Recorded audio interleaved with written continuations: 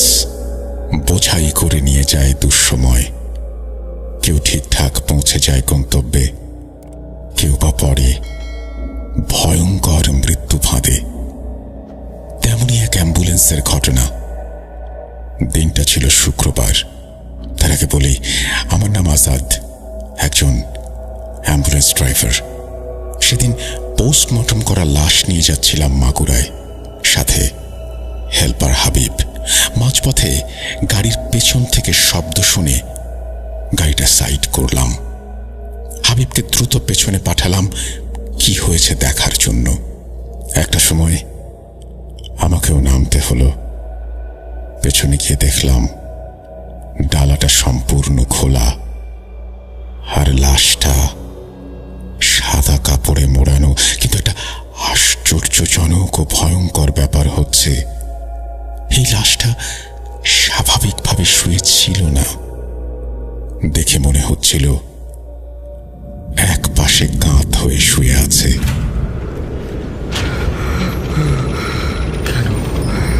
কেন তুমি আসো? আমি শুধু তোমার সাথেই থাকতে চাই। কিভাবে সম্ভব? মৃতদের এই পৃথিবীতে থাকতে নেই। তুমি তুমি চলে যাও, চলে যাও, প্লিজ চলে যাও। সবটাই কি ইলুশন, নাকি অন্য জগতের কেউ কখনো হাজির হয়ে যায় চোখের পলকে? ভূত.com with Russell। Welcome back. আশা করছি আপনারা সবাই ভালো আছেন, ভালোর দলে আছেন। আমিও ভালো আছি আর ভালোর দলে আছি। নতুন একটা ঘটনায় যাব, যেভাবে লেখা আছে সেভাবেই পড়ে শোনাচ্ছি। আসসালামু আলাইকুম রাসেল ভাই, আমি তানভীর হুসাইন তৌফিক, লিখছি খোকসা, কুষ্টিয়া থেকে। আশা করি আপনি ভালো আছেন, কারণ আমি জানি আপনি সর্বদাই ভালোর দলে। আমি ভূত FM এর একজন পুরনো শ্রোতা এবং বর্তমানে ভূত.com এর একজন নিয়মিত শ্রোতা। এই প্রথম কোনো ঘটনা লিখতে বসেছি। ভুল ত্রুটি হলে ক্ষমা সুন্দর দৃষ্টিতে দেখবেন দয়া করে। এই ঘটনাটি আমার এলাকার বড় ভাই, যিনি পেশায় একজন অ্যাম্বুলেন্স চালক, তার কাছ থেকে শোনা। ঘটনাটি সম্পূর্ণ বাস্তব। আমি তার মতো করে উপস্থাপন করছি। কথা না বাড়িয়ে ঘটনায় চলে যাওয়া যাক।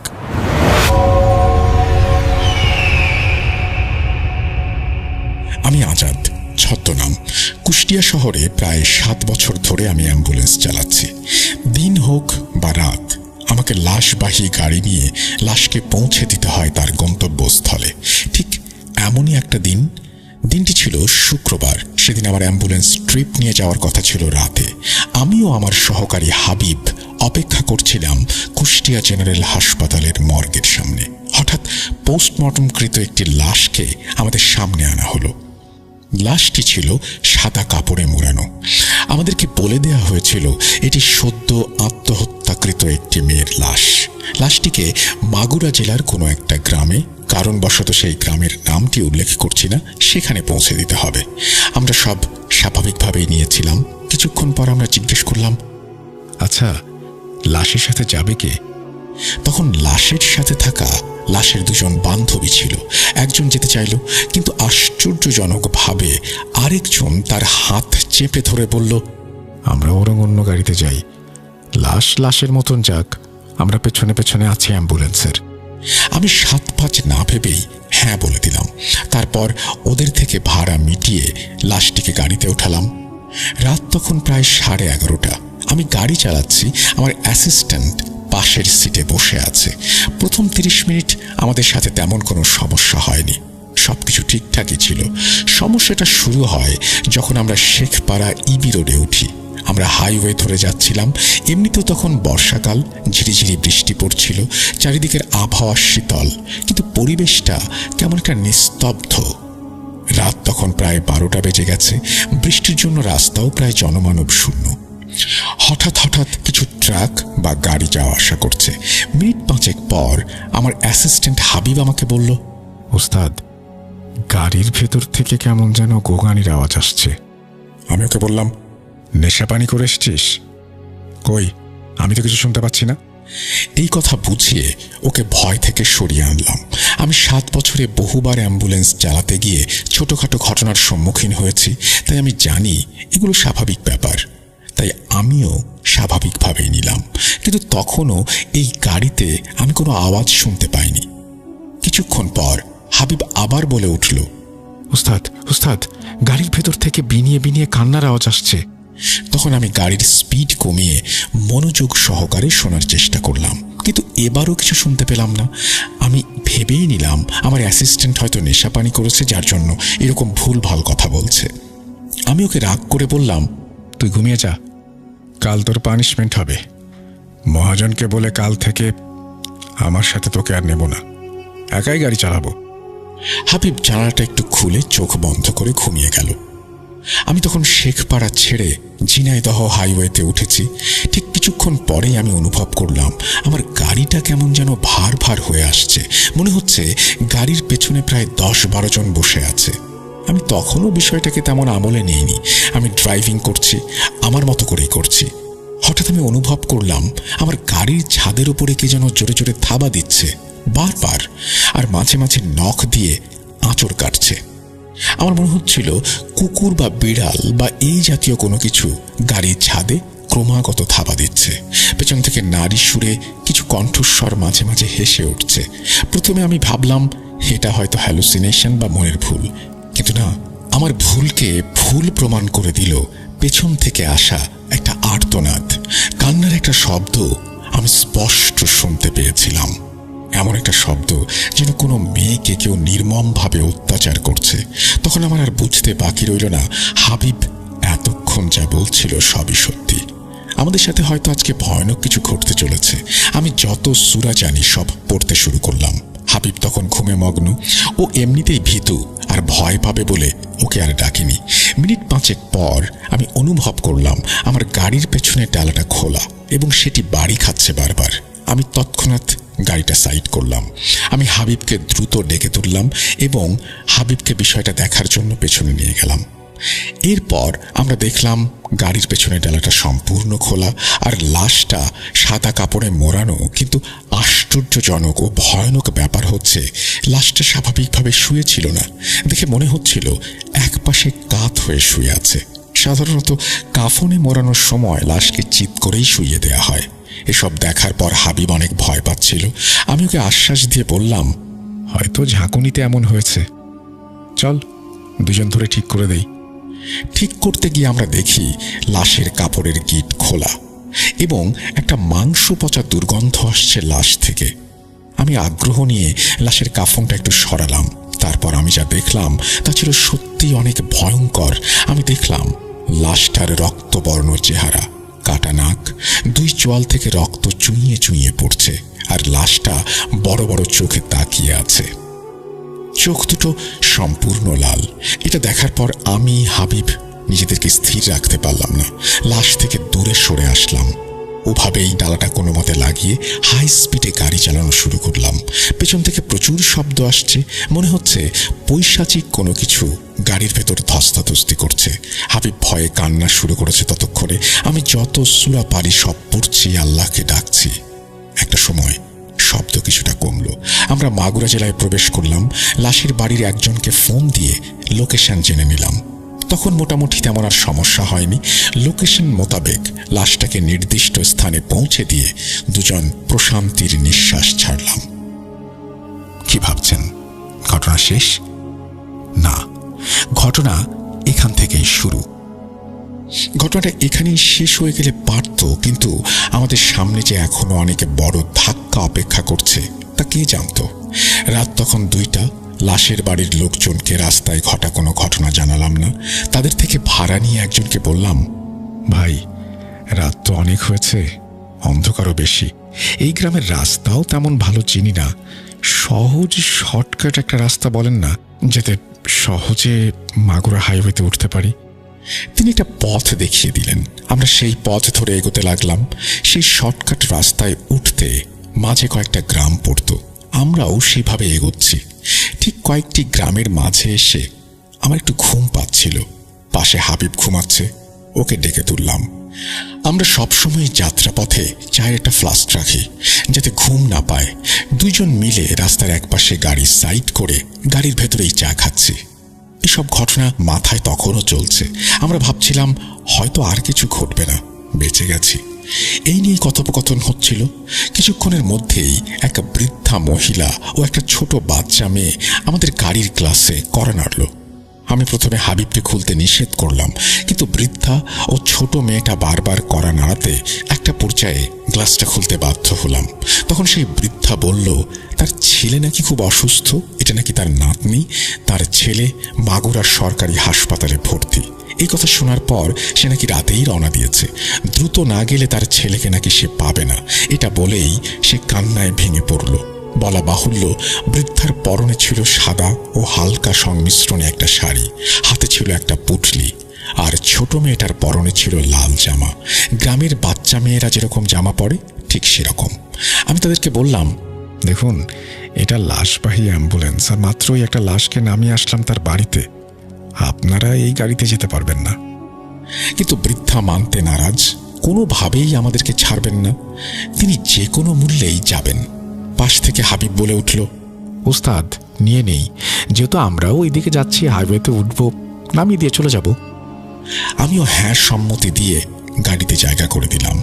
মনে মনে চিন্তা করতে লাগলাম, ভালোই হয়েছে, এমনিতেও যা সব ঘটছে আমাদের সাথে, এরপর রাস্তাঘাটও কিছু চিনি না, কেউ থাকলে ভালোই হয়, শুনে নেওয়া যাবে। কিছু দূর যাওয়ার পর আমি অনুভব করলাম গাড়িটা আবার কেমন যেন ভার হয়ে আসছে। গ্রামের মেঠো রাস্তায় ড্রাইভিং করতে একটু সমস্যা হচ্ছিল।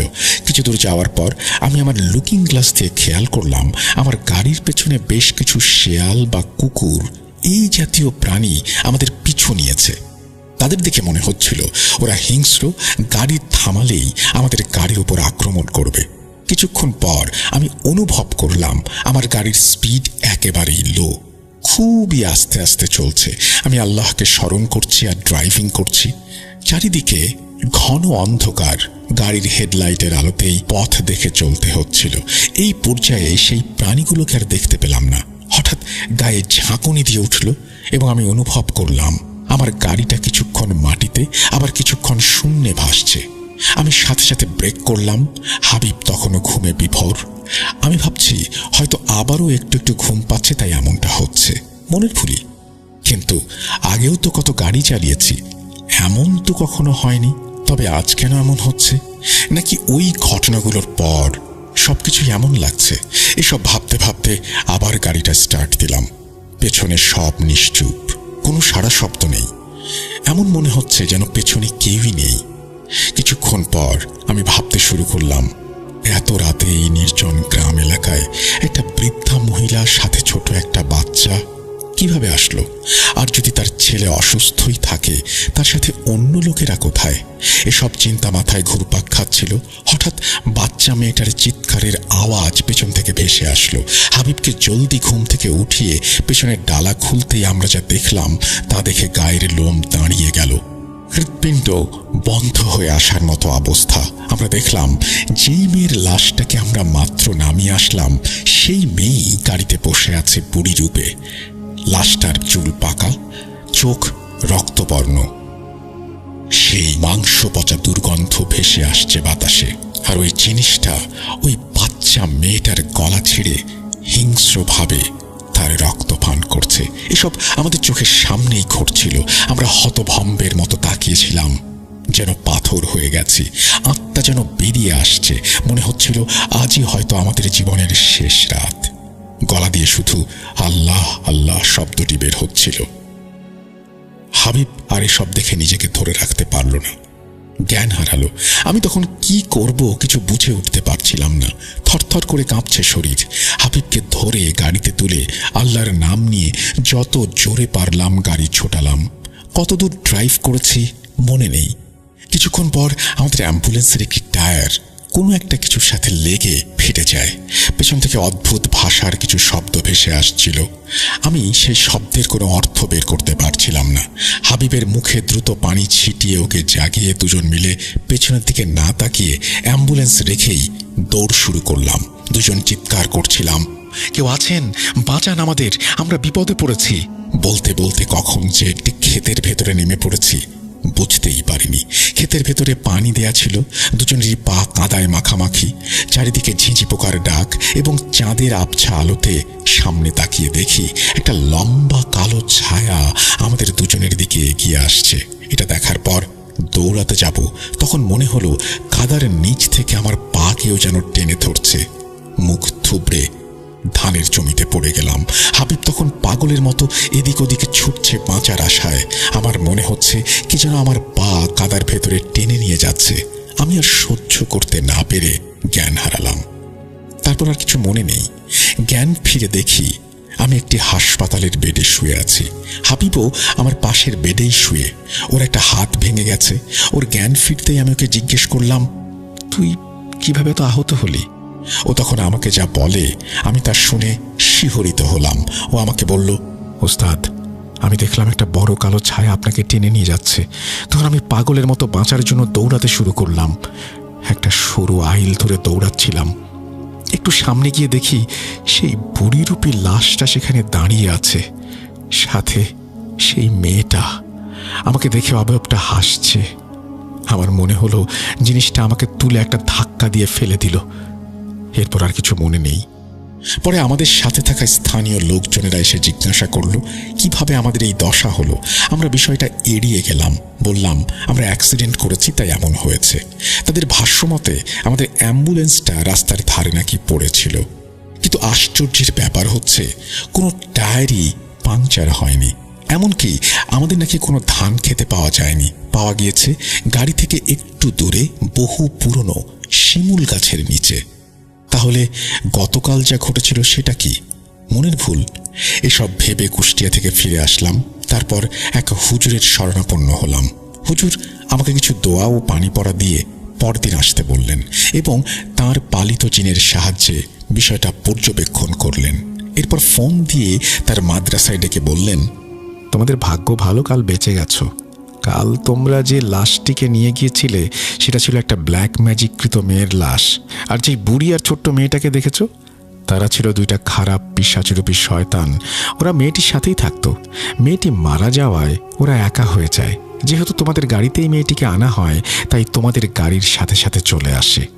জিন দুটি তোমাদের ক্ষতি করতে চেয়েছিল, কিন্তু ফজরের আজান পড়ে যাওয়ায় আর কিছু করতে পারেনি। রাস্তাতেও যা কিছু দেখেছো ওই জিন দুটিরই কাজ।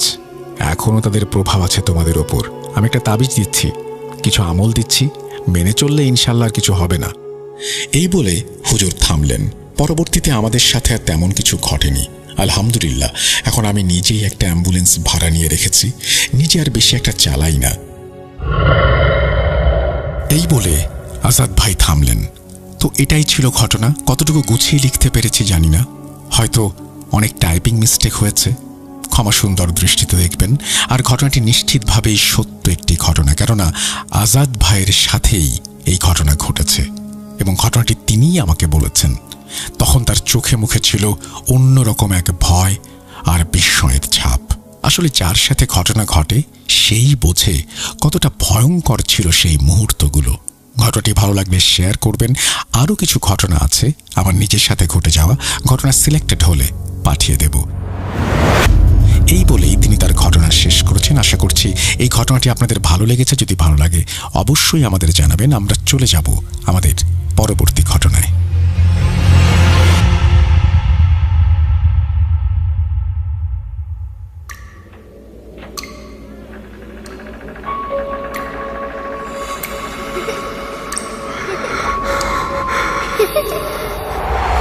লুকোচুরি খেলবে? লুকোচুরি তুমি লুকাও, আমি ঠিকই তোমাকে খুঁজে পাবো।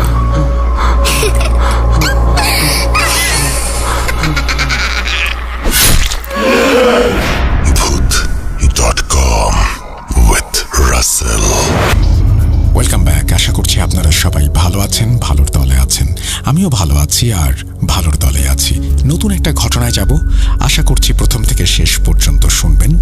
যেভাবে লেখা আছে সেভাবেই পড়ে শোনাচ্ছি। আসসালামু আলাইকুম রাসেল ভাই ও প্রিয় শ্রোতা বন্ধুরা, আশা করি আপনারা সবাই অনেক ভালো আছেন। আমিও আল্লাহর রহমতে ভালো আছি। আপনি সহ শ্রোতা বন্ধুরা এ পর্যন্ত অনেক ধরনের লোমহর্ষক ঘটনা পড়েছেন বা শুনেছেন। হসপিটাল, লাশ কাটা ঘর, অ্যাম্বুলেন্স, কবরস্থান, শ্মশান, ব্ল্যাক ম্যাজিক, জাদুটোনা সহ অনেক ধরনের ঘটনা হয় হরহামেশাই। আপনারাও শুনে থাকেন, কিন্তু আপনি এবং আপনার শ্রোতা বন্ধুরা তাবলিগ জামায়াতে ঘটা কোনো ভয়ঙ্কর ঘটনা খুব কমই শুনেছেন। আমার আজকের লেখা ঘটনাগুলো পুরোটাই তাবলিগ জামায়াত কেন্দ্রিক। আমি এখানে একটু বলে রাখি না, তাবলিগ জামাত থেকেও আমরা বেশ কিছু ঘটনা পেয়েছি এবং পাই, কিছুদিন আগেও পেয়েছি। যাই হোক, আপনার ঘটনায় যাচ্ছি। লিখছেন, আমি আরিফ, সৌদি আরবের দাম্মাম শহর থেকে লিখছি। দেশের বাইরে থাকায় স্টুডিওতে সে ঘটনা বলা আমার পক্ষে সম্ভব নয়। আমি সেই 2015 সাল থেকেই ভূত FM, তারপর সেটা বন্ধ হয়ে যাওয়ার পর পর্যায়ক্রমে ভূত.com-এর একজন বিশাল ভক্ত। প্রতি রাতে বিশেষ করে আপনার বলা ইমেল স্টোরিগুলো শুনে ঘুমানোর একটা অভ্যাস তৈরি হয়ে গিয়েছে। এরপরে তিনি আমাদের প্রশংসা করেছেন, আমি সেগুলো না পড়ি, আমি সরাসরি চলে যাই ঘটনায়। শুরুতেই বলে নেই ঘটনাগুলো আমি কিভাবে সংগ্রহ করলাম। আমি মাঝে মাঝেই বোবা জিন দ্বারা আক্রমণের শিকার হই। আগে তো শুধু এটা রাতের বেলায় ঘটত, এখন যদি আমি কখনো দিনের বেলায়ও ঘুমাই তখনও এটার আক্রমণের শিকার হচ্ছি। তো এমনিভাবে অগাস্ট 18, 2023 সন্ধ্যার দিকে আমি একা রুমে শুয়েছিলাম। ঠিক তখনই আমি একটা ভয়ঙ্কর স্বপ্ন দেখলাম। স্বপ্নের বিবরণটা অন্য কোনো দিন বলবো ইনশাল্লাহ। তো আচমকা ঘুম ভেঙে যাওয়ার ফলে আমি উঠে সামান্য পানি পান করে চলে গেলাম ওয়াশরুমে। মুখ ধুয়ে ওয়াশরুম থেকে বের হয়ে পাশের রুমে গেলাম। সেখানে আমার একজন রুমমেট বসেছিল। সে আমাকে দেখে বলল, ঘুমিয়েছিলে নাকি? আর তোমাকে এরকম দেখাচ্ছে কেন? আমি তাকে স্বপ্নে দেখা সবকিছু খুলে বললাম। তখন সে বলল, আমার আর আমার বন্ধুদের সাথে এর চেয়েও আরো অনেক ভয়ঙ্কর ঘটনা ঘটেছে, যেগুলো আমি আরো অনেক আগে থেকেই ভূত.com-এ শেয়ার করব বলে ভাবছি, কিন্তু সময়ের অভাবে পারছি না। আমি তখন অনেক আগ্রহ নিয়ে তাকে বললাম, ঘটনাগুলো কি আমার সাথে শেয়ার করা যায়? তখন সে সম্মতি দিল। আমার রুমমেট যার সাথে ঘটনাগুলো ঘটেছে তার নাম সিয়াম। সিয়াম আমাকে যেভাবে বলেছে আমি ঠিক সেভাবেই বলছি।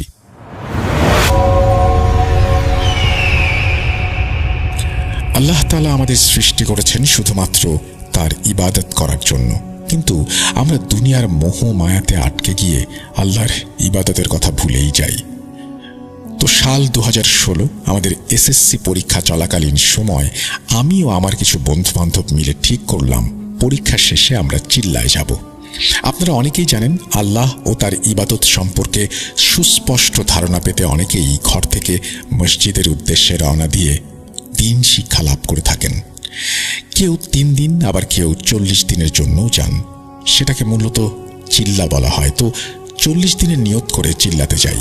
বলে রাখা ভালো, সবগুলো ঘটনাতে একটি মসজিদ ব্যতীত বাকি যতগুলো মসজিদ আছে এবং আমাদের যে আমির সাহেব ছিলেন, যিনি আমাদেরকে গাইড করছিলেন, গোপনীয়তার কারণে যার নাম বলতে পারছি না, তাছাড়া বাকি সব স্থানে আমরা ঘটনাগুলো যাদের সাথে ঘটেছে তাদের আসল নামগুলোই ব্যবহার করব।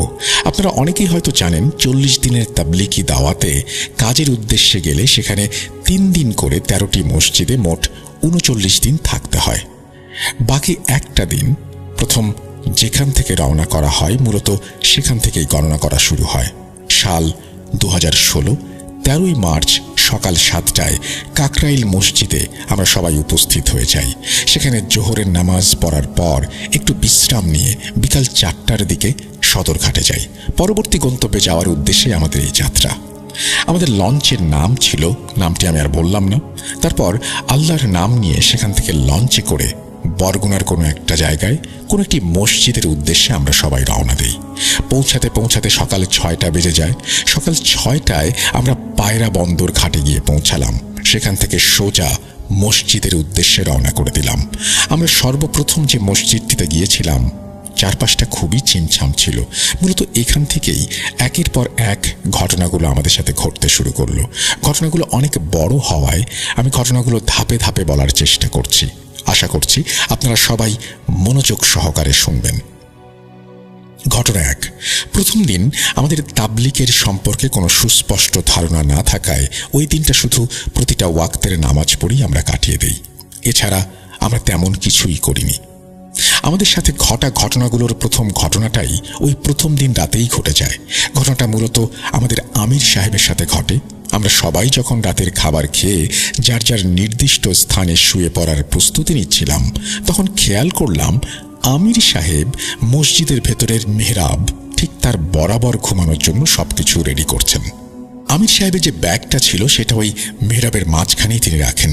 তো ফজরের নামাজ পড়ার উদ্দেশ্যে সবাই যখন একে একে ঘুম থেকে ওঠে, তখন খেয়াল করলাম আমাদের সবার স্থান ঠিকঠাক থাকলেও আমির সাহেবের স্থান পরিবর্তিত হয়ে গেছে। মানে ওনার বিছানা চাদর সহ উনি যে জায়গায় ঘুমিয়েছিলেন সেখান থেকে উনি বেশ খানিকটা দূরে শুয়ে আছেন।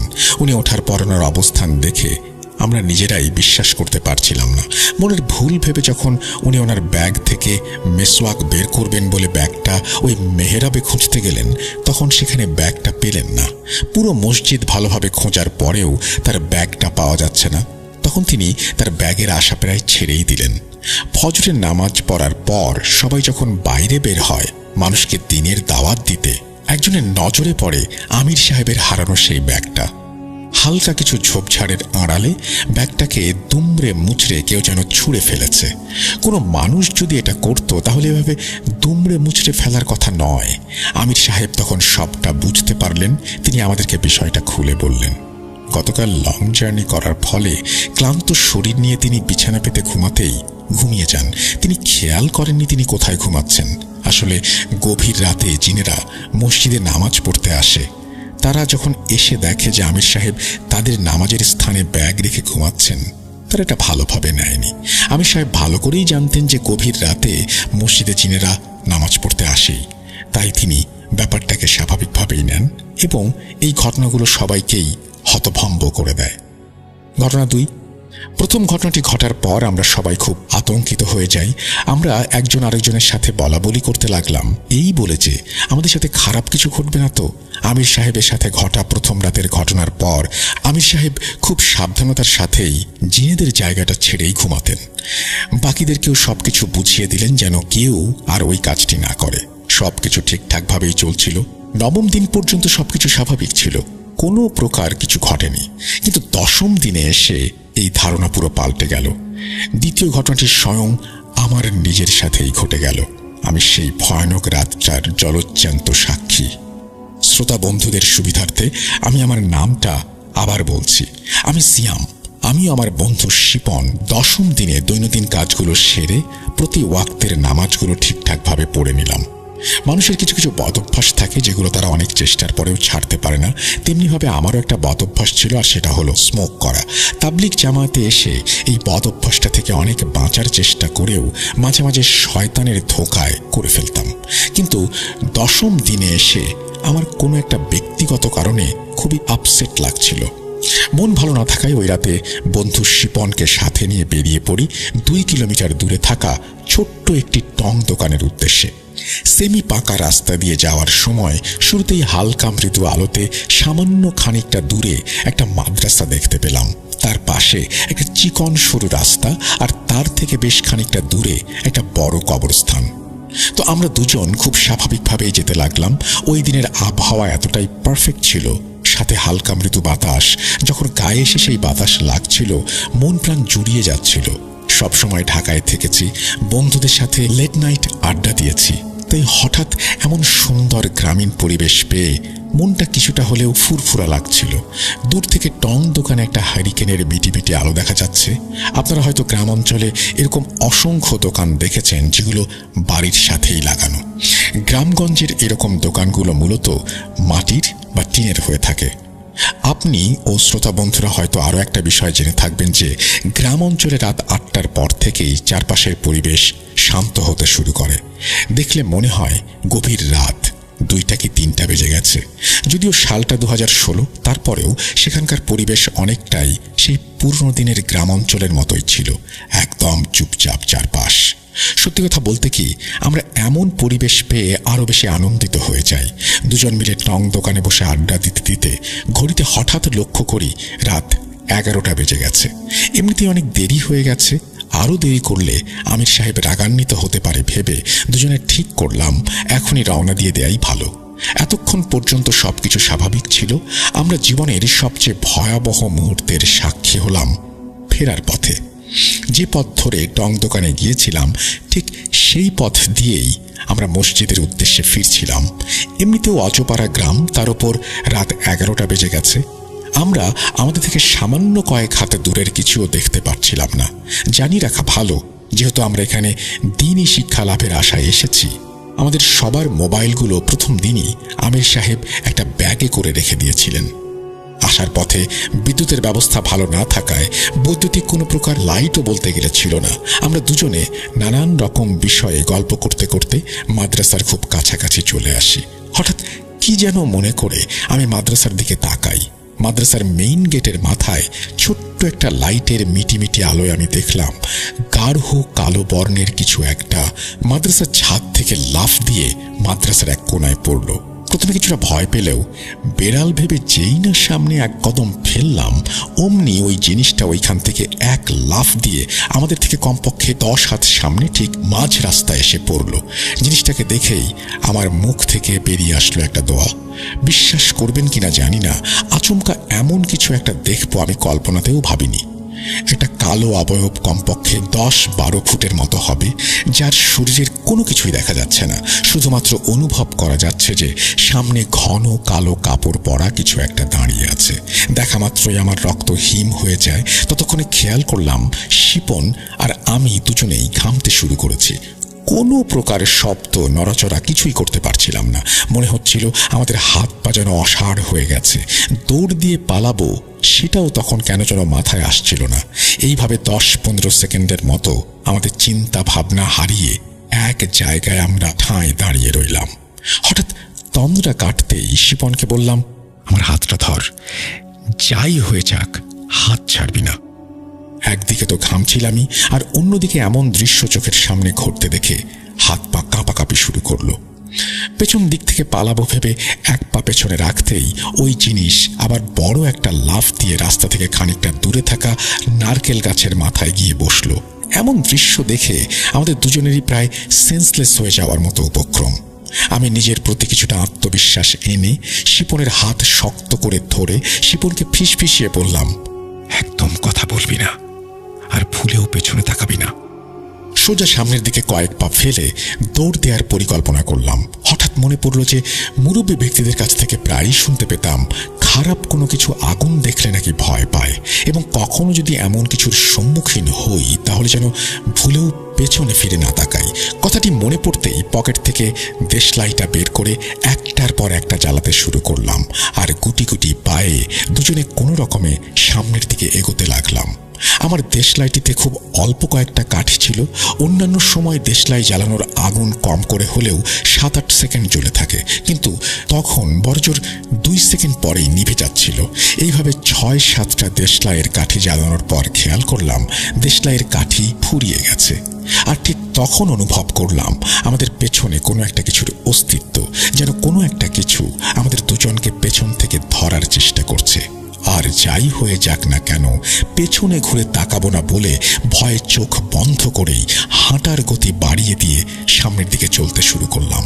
শান্ত পরিবেশটা যেন হঠাৎ করেই অশান্ত রূপে পরিণত হলো। ঘন ঘন দমকা বাতাস বয়ে যেতে লাগলো চারপাশটায়। আচমকা একটা নারকেল গাছের ডাল দুমড়ে মুচড়ে ভেঙে আমাদের দুজনের ঠিক 4 হাত সামনে ছুঁড়ে ফেলা হলো। ভয়ে আমার শির দাঁড়া দিয়ে বরফের শীতল স্রোত বয়ে গেল। আর কোনো কিছু না ভেবেই দিক বিদিক হারিয়ে দুজন ছুটতে শুরু করলাম।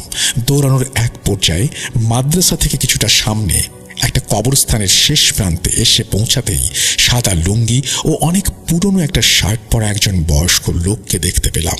লোকটার বয়স আনুমানিক 70 থেকে 75 হবে। জীর্ণ শীর্ণ কঙ্কালসার দেহ আর গাল ভর্তি সাদা ধবধবে দাঁড়িতে লোকটাকে দেখে কিছুটা হলেও সাহস ফিরে পেলাম আমরা। আচমকাই বৃদ্ধ লোকটা বলে উঠল, কি ব্যাপার বাবাজিরা, এই এত রাইতে কই থেকে আসলা? খারাপ কিছু দেখলা নাকি? লোকটার কথাটি শুনেই আমরা ভ্যাবাচ্যাকা খেয়ে গেলাম। মনে মনে ভাবলাম, উনি এই বিষয়টা কিভাবে জানলেন? শিপন কৌতূহল বশত ওই লোকটাকে জিজ্ঞেস করেই ফেলল। আপনি কিভাবে জানলেন আমাদের কি হয়েছে? বৃদ্ধ লোকটা মুচকি হাসি দিয়ে বললেন, সব কিছুর কারণ জানতে চেও না। আমি তোমাদের দুজনকে একটা দোয়া শিখিয়ে দিচ্ছি। এটা পড়তে পড়তে সোজা সামনের দিকে হেঁটে চলে যাবে, ভুলেও পেছনে তাকাবে না।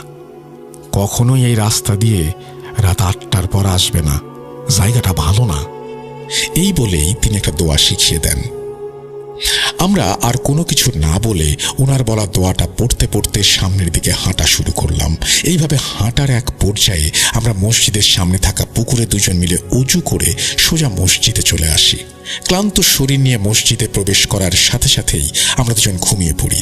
বিষয়টা আমির সাহেব নোটিস করলেন। পরদিন সকালে আমির সাহেব আমাদের দুজনকে ডেকে নিয়ে গতকাল রাতে আমাদের সাথে ঘটা সবকিছুর ব্যাপারে জানতে চাইলেন। আমরা দুজন তো হতভম্ব হয়ে যাই। আমির সাহেবকে জিজ্ঞেস করলাম, আপনি কিভাবে জানলেন এসব? জবাবে আমির সাহেব বললেন, কাকরাইল মসজিদ থেকে একজন বুজুর্গ, তিনি ফোন করে সব বলেছেন। বলে রাখা ভালো, আমরা প্রথম দিন যখন রওনা দিয়েছিলাম ওই কাকরাইল মসজিদটা থেকেই আমরা রওনা হয়েছিলাম। ওইখান থেকে একজন বুজুর্গ ব্যক্তি দ্বারা পুরো জামায়াতটা নিয়ন্ত্রণ করা হতো। আমি মনে মনে চিন্তা করলাম যে কাকরাইল মসজিদের সেই ব্যক্তিই বা এই ঘটনা জানলেন কিভাবে। কোনো কিছু না বুঝে যখন আমি আমির সাহেবকে জিজ্ঞেস করলাম, তার জবাবে আমির সাহেব বললেন, সেটা এখন তোমাদের না জানলেও চলবে, শুধু এতটুকু জেনে রাখো, এখন থেকে এশার নামাজ পড়ার পর বাইরে যাওয়া নিষেধ। আমির সাহেব আমাকে উদ্দেশ্য করে বললেন, তুমি এখন থেকে রাতের বেলা যেখানে যাও না কেন, সব সময় তোমার সঙ্গে 3 জনকে রাখবে। আমির সাহেবের বলা এমন অদ্ভুত কথা শুনে আমি কিছুটা অবাক হয়ে তাকিয়ে থাকি ওনার দিকে। কেন সন্ধ্যার সময় 3 জনকে সাথে রাখতে হবে তা জিজ্ঞেস করতে যাব, ঠিক তখনই আমির সাহেব বললেন, এই ব্যাপারে আর কোনো প্রশ্ন করবে না। আমি যেইভাবে বলেছি তুমি ঠিক সেভাবেই করবে, নয়তো তোমার বড় ক্ষতি হয়ে যেতে পারে। আমি আর কথা না বাড়িয়ে তার কথায় সায় দিলাম। তারপর সবকিছু স্বাভাবিকভাবেই চলছিল। কিছুক্ষণ আগে কাকরাইল মসজিদ থেকে কল দেয়া বুজুর্গ ব্যক্তি সম্পর্কে বলছিলাম। পরবর্তীতে যে ঘটনা ঘটেছে সেটা ওই কাকরাইল মসজিদের বুজুর্গ রিলেটেড। ঘটনা 3, আমাদের সাথে এ পর্যন্ত যা যা ঘটেছে তা এখানে শেষ হয়ে গেলেই পারত, কিন্তু 30তম রাতে আমাদের জন্য আরো ভয়ঙ্কর কিছু অপেক্ষা করছিল। বলে রাখা ভালো, 30তম রাতটা ছিল অমাবস্যার রাত। আপনারা জানেন যে অমাবস্যার রাতে চারিদিক নিশ্চুপ আর ঘন কালো ঘুটঘুটে অন্ধকারে ঢাকা থাকে। আর এই রকম রাতে কি কি হতে পারে আশা করি আপনারা সবাই জানেন। তো 30তম রাতের বেলা আমাদেরই জামায়াতের একজন বড় ভাই, যার নাম ইমন, তার সাথেই ঘটে যায় সেই ভয়ঙ্কর ঘটনা। ইমন ভাই সম্পর্কে একটু বলে নেই। ইমন ভাই আগে থেকেই নামাজ কালাম পড়তো। উনি দেখতেও বেশ ফর্সা সুন্দর চেহারার অধিকারী। এখানে আসার পর তাহাজ্জুদের নামাজ পড়াটা ওনার অভ্যাসে পরিণত হয়।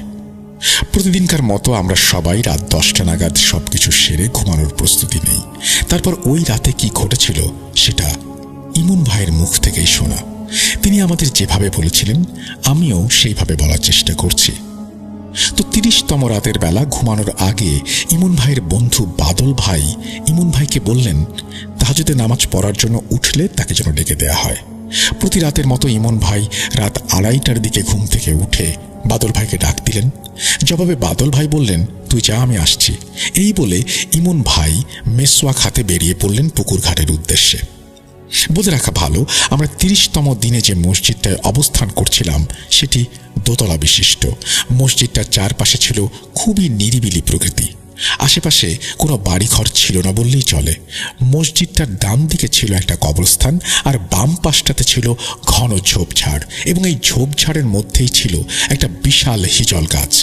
মসজিদটার উল্টো দিকে একটি পুকুর ছিল। এখানে বলে রাখা ভালো, মসজিদটার সদর দরজা মাত্র একটি, যার কারণে অজু করার জন্য পুকুরে আসতে হলে ঘুরে আসতে হতো। পুকুরটার চারিদিকেই গাছপালা দিয়ে পরিপূর্ণ ছিল। তো মূল ঘটনায় ফিরে যাওয়া যাক। যখন ইমন ভাই মেসওয়াক হাতে ঘাটে এসে পৌঁছালেন, তখন ইমন ভাই শুনতে পেলেন বাদল ভাই তাকে নাম ধরে ডাকছে। ইমন, ইমন, এদিকে আয়। তো ইমন ভাই ওনার বন্ধুর কণ্ঠ শুনে তার উৎস খোঁজার জন্য ঝোপঝাড়ের দিকে হেঁটে যেতে শুরু করলেন। উনি ঝোপঝাড়ের কাছাকাছি পৌঁছাতেই দেখতে পেলেন ওনার বন্ধু বাদল ভাই সেই বড় হিজল গাছটার নিচে দাঁড়িয়ে আছেন। ইমন ভাই হঠাৎ বাদল ভাইকে এখানে দাঁড়িয়ে থাকতে দেখে কিছুটা ভরকে গিয়ে নিজেও দাঁড়িয়ে পড়াতে বাদল ভাই বললেন, কিরে ইমন, দাঁড়িয়ে পড়লি কেন? আমার কাছে আয়। বাদল ভাইয়ের এমন কথা শুনে হঠাৎ করেই যেন ইমন ভাই হিতাহিত জ্ঞান হারিয়ে ওনার দিকে হাঁটা শুরু করলেন। কয়েক কদম হাঁটার পরেই হঠাৎ পেছন থেকে বাদল ভাই ডেকে বললেন, কিরে ইমন, ওইদিকে যাচ্ছিস কেন? কোথায় যাচ্ছিস? তখন ইমন ভাই তার হুঁশ ফিরে পান। আচমকা বাদল ভাইকে পেছনে দেখতে পেয়ে অনেকটাই ভয় পেয়ে যান ইমন ভাই। আতঙ্কে আর ভয়ে ঘাড় ঘুরিয়ে সামনে তাকাতেই দেখতে পেলেন হিজল গাছটার নিচে দাঁড়িয়ে থাকা বাদল ভাইয়ের মতো একটা অবয়ব পৈশাচিক হাসি দিয়ে হাওয়ায় মিলিয়ে গেল। এই দৃশ্য দেখে ইমন ভাই নিজেকে আর ধরে রাখতে পারেননি, ওইখানেই সেন্সলেস হয়ে যান। ইমন ভাইয়ের এমন হঠাৎ করে সেন্সলেস হয়ে যাওয়াতে বাদল ভাই কোনো কিছু বুঝতে না পেরে আতঙ্কে অনেক জোরে জোরে চিৎকার শুরু করে দেন। বাদল ভাই এত জোরে চিৎকার করছিলেন মসজিদের ভেতরে থাকা আমির সাহেব সহ আরও বেশ কয়েকজনের ঘুম ভেঙে যায়। তারপর 4-5 জন মিলে ইমন ভাইকে ধরাধরি করে নিয়ে আসেন মসজিদের ভেতর। আমির সাহেব কি হয়েছে কিছুটা আঁচ করতে পেরেছিলেন। আমির সাহেব কিছু দোয়া দুরুদ পড়ে ইমন ভাইকে ঝাড়ফুঁক করে দেন। কমপক্ষে 1 ঘন্টা পর ইমন ভাইয়ের জ্ঞান ফেরে। জ্ঞান ফেরার পর ইমন ভাইয়ের কাছে কি হয়েছে জানতে চাইলে তিনি সবটা খুলে বলেন। সবটা শুনে বাদল ভাই তাজ্জব বনে গেলেন, কারণ তখন বাদল ভাই ইমন ভাইয়ের ঠিক পেছনেই ছিলেন, কিন্তু ইমন ভাইয়ের সামনে থাকা ওই অবয়বটার কথা বা চেহারা কোনো কিছুই তিনি শোনেননি বা দেখেননি। আমির সাহেব সবাইকে একসাথে জড়ো করে বললেন বাকি দিনগুলো খুব সাবধানে থাকতে, রাতের বেলা খুব দরকারি কাজ ছাড়া বাইরে না যেতে।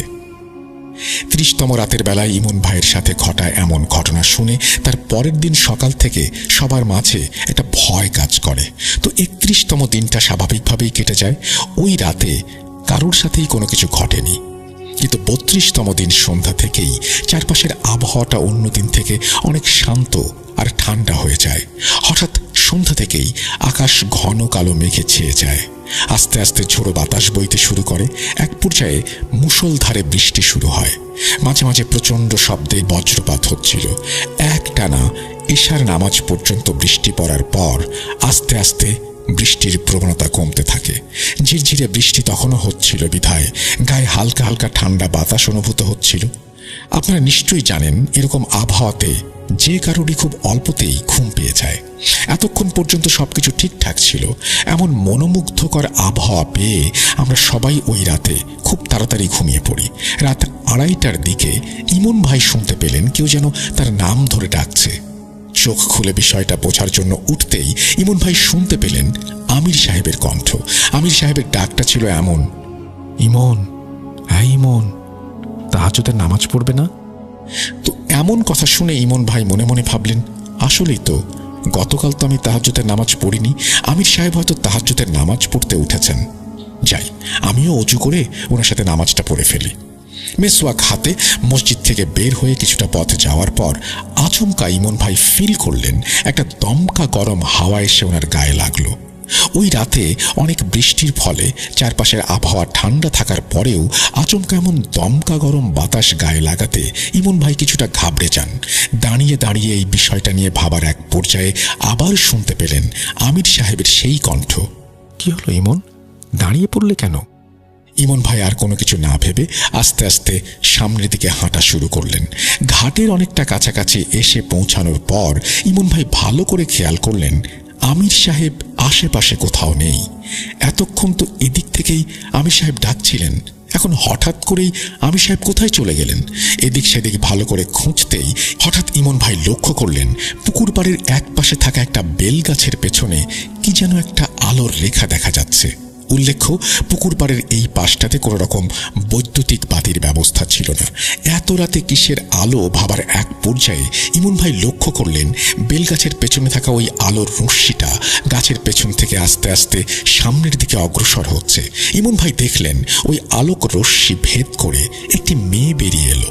ইমন ভাইয়ের ভাষ্যমতে মেয়েটি অনেক বড় লম্বা চুলের অধিকারী, পরনে সাদা শাড়ি, চোখে কালো অংশটি নেই, সম্পূর্ণ সাদা, চেহারাটা ফ্যাকাশে বর্ণের, আর গালে কোনো প্রকার মাংস নেই বললেই চলে। এমন দৃশ্য দেখার পর ইমন ভাই জ্ঞান হারানোর মতো অবস্থায় চলে যান। মেয়েটি তখন ভারী কণ্ঠে বলল, তুই যেদিন থেকে এখানে এসেছিস সেদিন থেকেই তোকে ভালো লেগেছে। আপনাদের সবার নিশ্চয়ই মনে আছে ইমন ভাইয়ের সাথে গত রাতে ঘটা হিজল গাছের নিচের ওই ঘটনাটি। ওই দিন অবয়বটা হাওয়ায় মিলিয়ে যেতে যেতে বলেছিল সে আবার আসবে। ইমন ভাইয়ের হঠাৎ করেই সেই রাতের ঘটনা মনে পড়ে যায়। আতঙ্কে ভয়ে ইমন ভাই শিউরে ওঠেন। ওই সাদা শাড়ি পরা অবয়বটা একটা বিশ্রী হাসি দিয়ে হাওয়ায় ভেসে ভেসে তার দিকে আস্তে আস্তে এগোতে শুরু করে। আর ঠিক তখনই ইমন ভাইয়ের নাকে একটা অতি মিষ্টি ঘ্রাণ আসে। তারপর ইমন ভাইয়ের আর কিছু মনে নেই। সকালবেলায় মসজিদের আঙিনার জায়গাতে ইমন ভাইকে পড়ে থাকতে দেখা যায়। সবাই মিলে ধরাধরি করে ইমন ভাইকে মসজিদের ভেতরে নিয়ে আসে। কিছুক্ষণ পর জ্ঞান ফিরলে ইমন ভাই তার সাথে ঘটনা খুলে বলেন এবং বলা মাত্রই কাকরাইল মসজিদ থেকে ওই বুজুর্গ লোকটার কল আসে। তিনি সবাইকে সাবধান করে বলেন কেউ যেন মসজিদ থেকে বাইরে না যায়। উনি ওনার দুজন সহকর্মীকে পাঠাচ্ছেন আমাদের এখানে, ততক্ষণ পর্যন্ত যেন আমরা সাবধানে থাকি, এই বলে কল কেটে দিলেন। ওনার কথা মতো আমরা কেউই আর মসজিদ থেকে বাইরে যায়নি। মাগরিবের নামাজের পরপরই কাকরাইল মসজিদ থেকে আসা ৬০-৬৫ বছরের দুজন লোক আসে। গোপনীয়তার কারণে আমি তাদের নাম উল্লেখ করছি না। ওনারা আসার পর খানিকটা বিশ্রাম নিলেন। এভাবে এশার নামাজের সময় হয়ে গেলে সবাই মিলে নামাজ আদায় করি আমরা। নামাজ শেষে ওই দুজন ব্যক্তি আমাদের সবাইকে ঝাড়ফুঁক করেন। কৌতূহল বশত আমরা ওনাদের কাছে গতকাল রাতের ঘটনাটি সম্পর্কে জানতে চাইলে ওনাদের মধ্য থেকে একজন বলা শুরু করেন, তোমরা সবাই তো এতটুকু পর্যন্ত জানলে যে গতকাল রাতে ইমনের নাকে হঠাৎ করে একটা মিষ্টি ঘ্রাণ এসেছিল, কিন্তু কেন এসেছিল সেটা আমি তোমাদেরকে বলছি। শোনো তাহলে। প্রতি রাতে এই মসজিদটার পাশে যে কবরস্থানটা আছে তার পথ ধরে একজন ভালো জিন তাহাজ্জুদে নামাজ পড়তে আসে। তাহাজ্জুদ থেকে শুরু করে ফজরের নামাজ পড়া পর্যন্ত জিনটা এখানেই অবস্থান করে। তো সব সময়ের মতো ওই দিন ওই জিনটা মসজিদের উদ্দেশ্যে আসার সময় পুকুর পাড়ে দেখল ইমন একটা পিশাচের কবলে পড়েছে। পিশাচটা ইমনের ক্ষতি করার উদ্দেশ্যে এগোতে শুরু করেছে। যখন ওই জিনটা তখন এসে ইমনকে বাঁচায়। তারপর ওই ভালো জিনটা কাকরাইল মসজিদে থাকা ওই বুজুর্গ ব্যক্তিকে স্বপ্নে দেখা দেয়। সালাম দিয়ে বলে, আসসালামু আলাইকুম, আমি আবু সাঈদ আল উতাইবি। যত তাড়াতাড়ি সম্ভব তোমাদের মধ্য থেকে একজনকে ওখানে পাঠাও, নয়তো বড় বিপদ হতে পারে। সে কারণেই আমাদের এখানে আসা। এই বলে তিনি থামলেন। তারপর ওনারা আমাদের আরও কিছু আমল শিখিয়ে দিলেন। বাকি দিনগুলোতে আমাদের সাথে আর তেমন কিছু ঘটেনি। আমরা আলহামদুলিল্লাহ সবাই সুস্থভাবে তাবলিগ জামায়াত শেষ করে বাড়িতে চলে আসি। এই বলে সিয়াম তার ঘটনা শেষ করল। সিয়াম যখন ঘটনাগুলো বলছিল তখন আমি বারবার খেয়াল করছিলাম তার হাতের পশমগুলো সোজা দাঁড়িয়ে যাচ্ছিল। এখনো সিয়ামের গায়ে কাটা দিয়ে যায় তার সাথে ঘটা সেই ঘটনাগুলো যখন সে মনে করে। সিয়াম ভাইয়ের সাথে থাকা 7টা জিন রুকাইয়ার মাধ্যমে বোতলবন্দি করার একটা ঘটনা আছে। এই ঘটনাটি সিলেক্টেড হলে ওইটা লিখে পাঠাবো। অনেক অনেক ভালো থাকবেন। আপনিও আপনার পরিবারের জন্য দোয়া রইল। আসসালামু আলাইকুম। থ্যাংক ইউ সো মাচ আপনার ঘটনার জন্য। আশা করছি এই ঘটনাটি যারা শুনলেন তাদেরও ভালো লেগেছে এবং আপনারাও এরকম ঘটনা পাঠাবেন। আমাদের ইমেল অ্যাড্রেস russell.booth.com@gmail.com। আমাদের ফেসবুক পেজের সাথে যুক্ত থাকবেন। ইউটিউব চ্যানেলটি যারা এখনও সাবস্ক্রাইব করেনি সাবস্ক্রাইব করে নেবেন এবং বেল আইকনটি ক্লিক করতে ভুলবেন না to get all the notifications. আমরা চলে যাব আমাদের পরবর্তী ঘটনায়।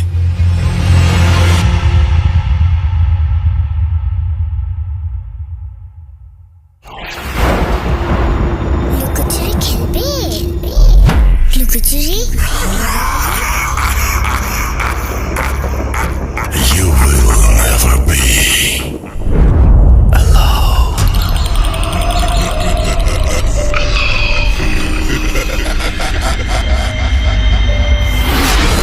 Booth.com.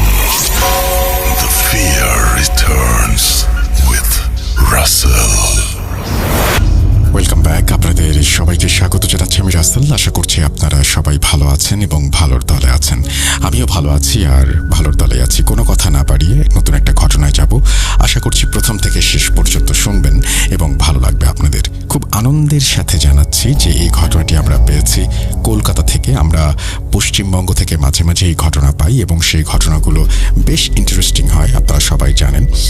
তো এরকমই একটা ঘটনা যেভাবে লেখা আছে সেভাবেই পড়ে শোনাচ্ছি।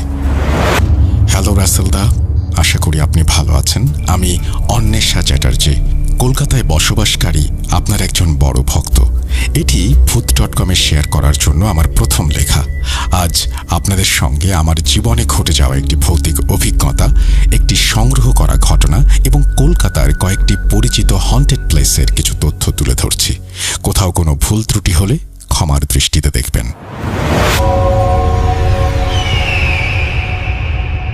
প্রথমে আমার নিজের অভিজ্ঞতার কথাই বলি। আমি যখন ছোট ছিলাম, এক রাতে আমার বাড়ির কাছের একটা পুরনো বটগাছের ডালে একজন মহিলাকে বসে থাকতে দেখেছিলাম। তার চুল ছিল অত্যন্ত লম্বা আর পরনে ছিল একটা লম্বা সাদা শাড়ি, যা অন্ধকারের মধ্যেও অদ্ভুতভাবে জ্বলজ্বল করছিল। ভয়ে দৌড়ে বাড়ি ফিরে বাবা মাকে সবকিছু বললেও কেউ আমার কথা বিশ্বাস করেনি। পরে জানতে পারি অনেকে মনে করে ওই অবয়বটি ছিল একটি শাকচুন্নি।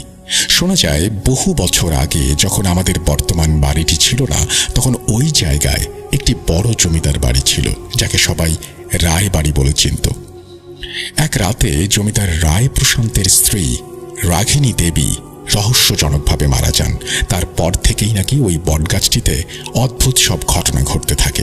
অনেকেই আমার মতো রাতের অন্ধকারে গাছের ডালে এক মহিলাকে বসে থাকতে দেখেছেন। ধীরে ধীরে লোকমুখে রটতে থাকে রাঘিনী দেবী শাকচুন্নি হয়ে ওই গাছেই বসবাস করেন। তাই আজও গাছটি শাকচুন্নির গাছ বলেই পরিচিত। এবার আমার সংগ্রহ করা একটা ঘটনার কথা বলি। এই ঘটনাটি ঘটেছে আমার খুব কাছের এক বান্ধবীর সঙ্গে।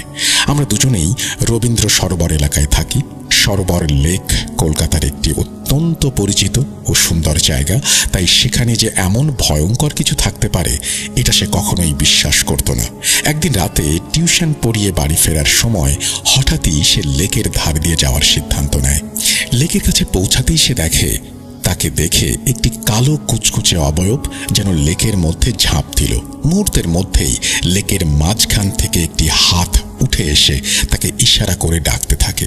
ভয়ে সে এক সেকেন্ডও সেখানে দাঁড়ায়নি, দৌড়ে সেখান থেকে চলে আসে এবং তারপর থেকে আর কোনোদিন রাতে সরোবর লেকের ধারে যাওয়ার সাহস করেনি। এই ঘটনার কোনো ব্যাখ্যা আমার জানা নেই, তবে আমার মনে হয় সেটি সম্ভবত একটি জলপিশাচ ছিল। এবার কলকাতার কিছু হন্টেড প্লেস নিয়ে সংক্ষেপে বলি। Rabindra Sarobar metro station. এই মেট্রো স্টেশনটি কলকাতার অন্যতম আলোচিত হন্টেড প্লেস। এখানে আত্মহত্যার ঘটনার সংখ্যা নাকি অস্বাভাবিক রকমের বেশি। অনেক যাত্রী জানিয়েছেন রাত 11টার শেষ মেট্রো ধরতে এসে তারা অদ্ভুত এক উপস্থিতি অনুভব করেছেন। কেউ কেউ প্ল্যাটফর্মে কাউকে ডাকতে দেখেছেন, যাদের বাস্তবে তারা কাউকেই চেনেন না। Duff college. একসময় কলকাতার অন্যতম নামী শিক্ষা প্রতিষ্ঠান ছিল ডাফ কলেজ। পরে ব্রিটিশরা এটিকে কারাগারে রূপান্তরিত করে, যেখানে বহু স্বাধীনতা সংগ্রামীকে আটক রেখে নির্মম অত্যাচার চালানো হতো। আজ কলেজটি একটি ভগ্নপ্রায় দালানে পরিণত হলেও অনেকের দাবি এখনও নাকি সেখানে সেই সব শহীদ স্বাধীনতা সংগ্রামীদের আর্তনাদ শোনা যায়।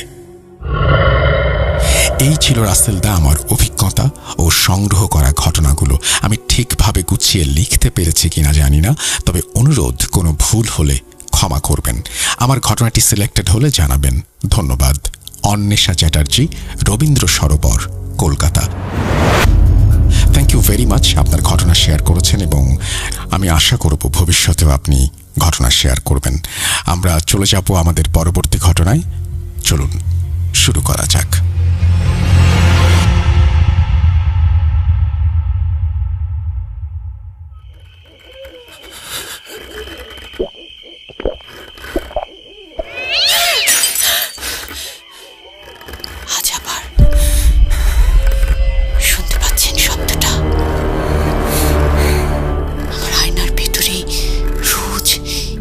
আসে।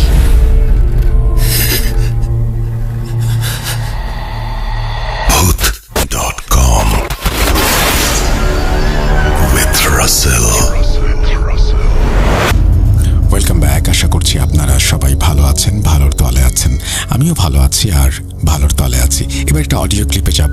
যদি অডিও ক্লিপটি ভালো না লাগে আমাকে জানাবেন। আমি চেষ্টা করছি ভালো অডিও ক্লিপ নিয়ে আসার, এবং অডিও ক্লিপ আপনারা অনেকেই পছন্দ করেন না, সেই কারণেই কিন্তু আমরাই বাংলাদেশের বিভিন্ন জায়গায় আমাদের স্টুডিও নিয়ে যাচ্ছি। আশা করছি এই সমস্যার সমাধান আমরা করতে পারবো খুব দ্রুত।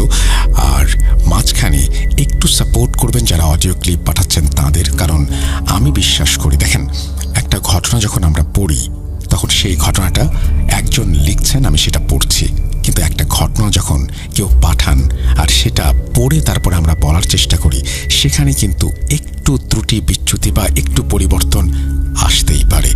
আর একটা ঘটনা যখন কেউ শোনেন এবং তারপরে বলেন, সেখানেও কিছু অসামঞ্জস্যতা থাকতে পারে, কিন্তু লেখা ঘটনা সরাসরি পড়া আর কারো কাছ থেকে যিনি ঘটনাটি এক্সপেরিয়েন্স করেছেন বা যিনি প্রথম শ্রোতা, তার কাছ থেকে সরাসরি ঘটনা শোনার একটা আনন্দ আছে, এবং সেটা অন্যরকম একটা আনন্দ।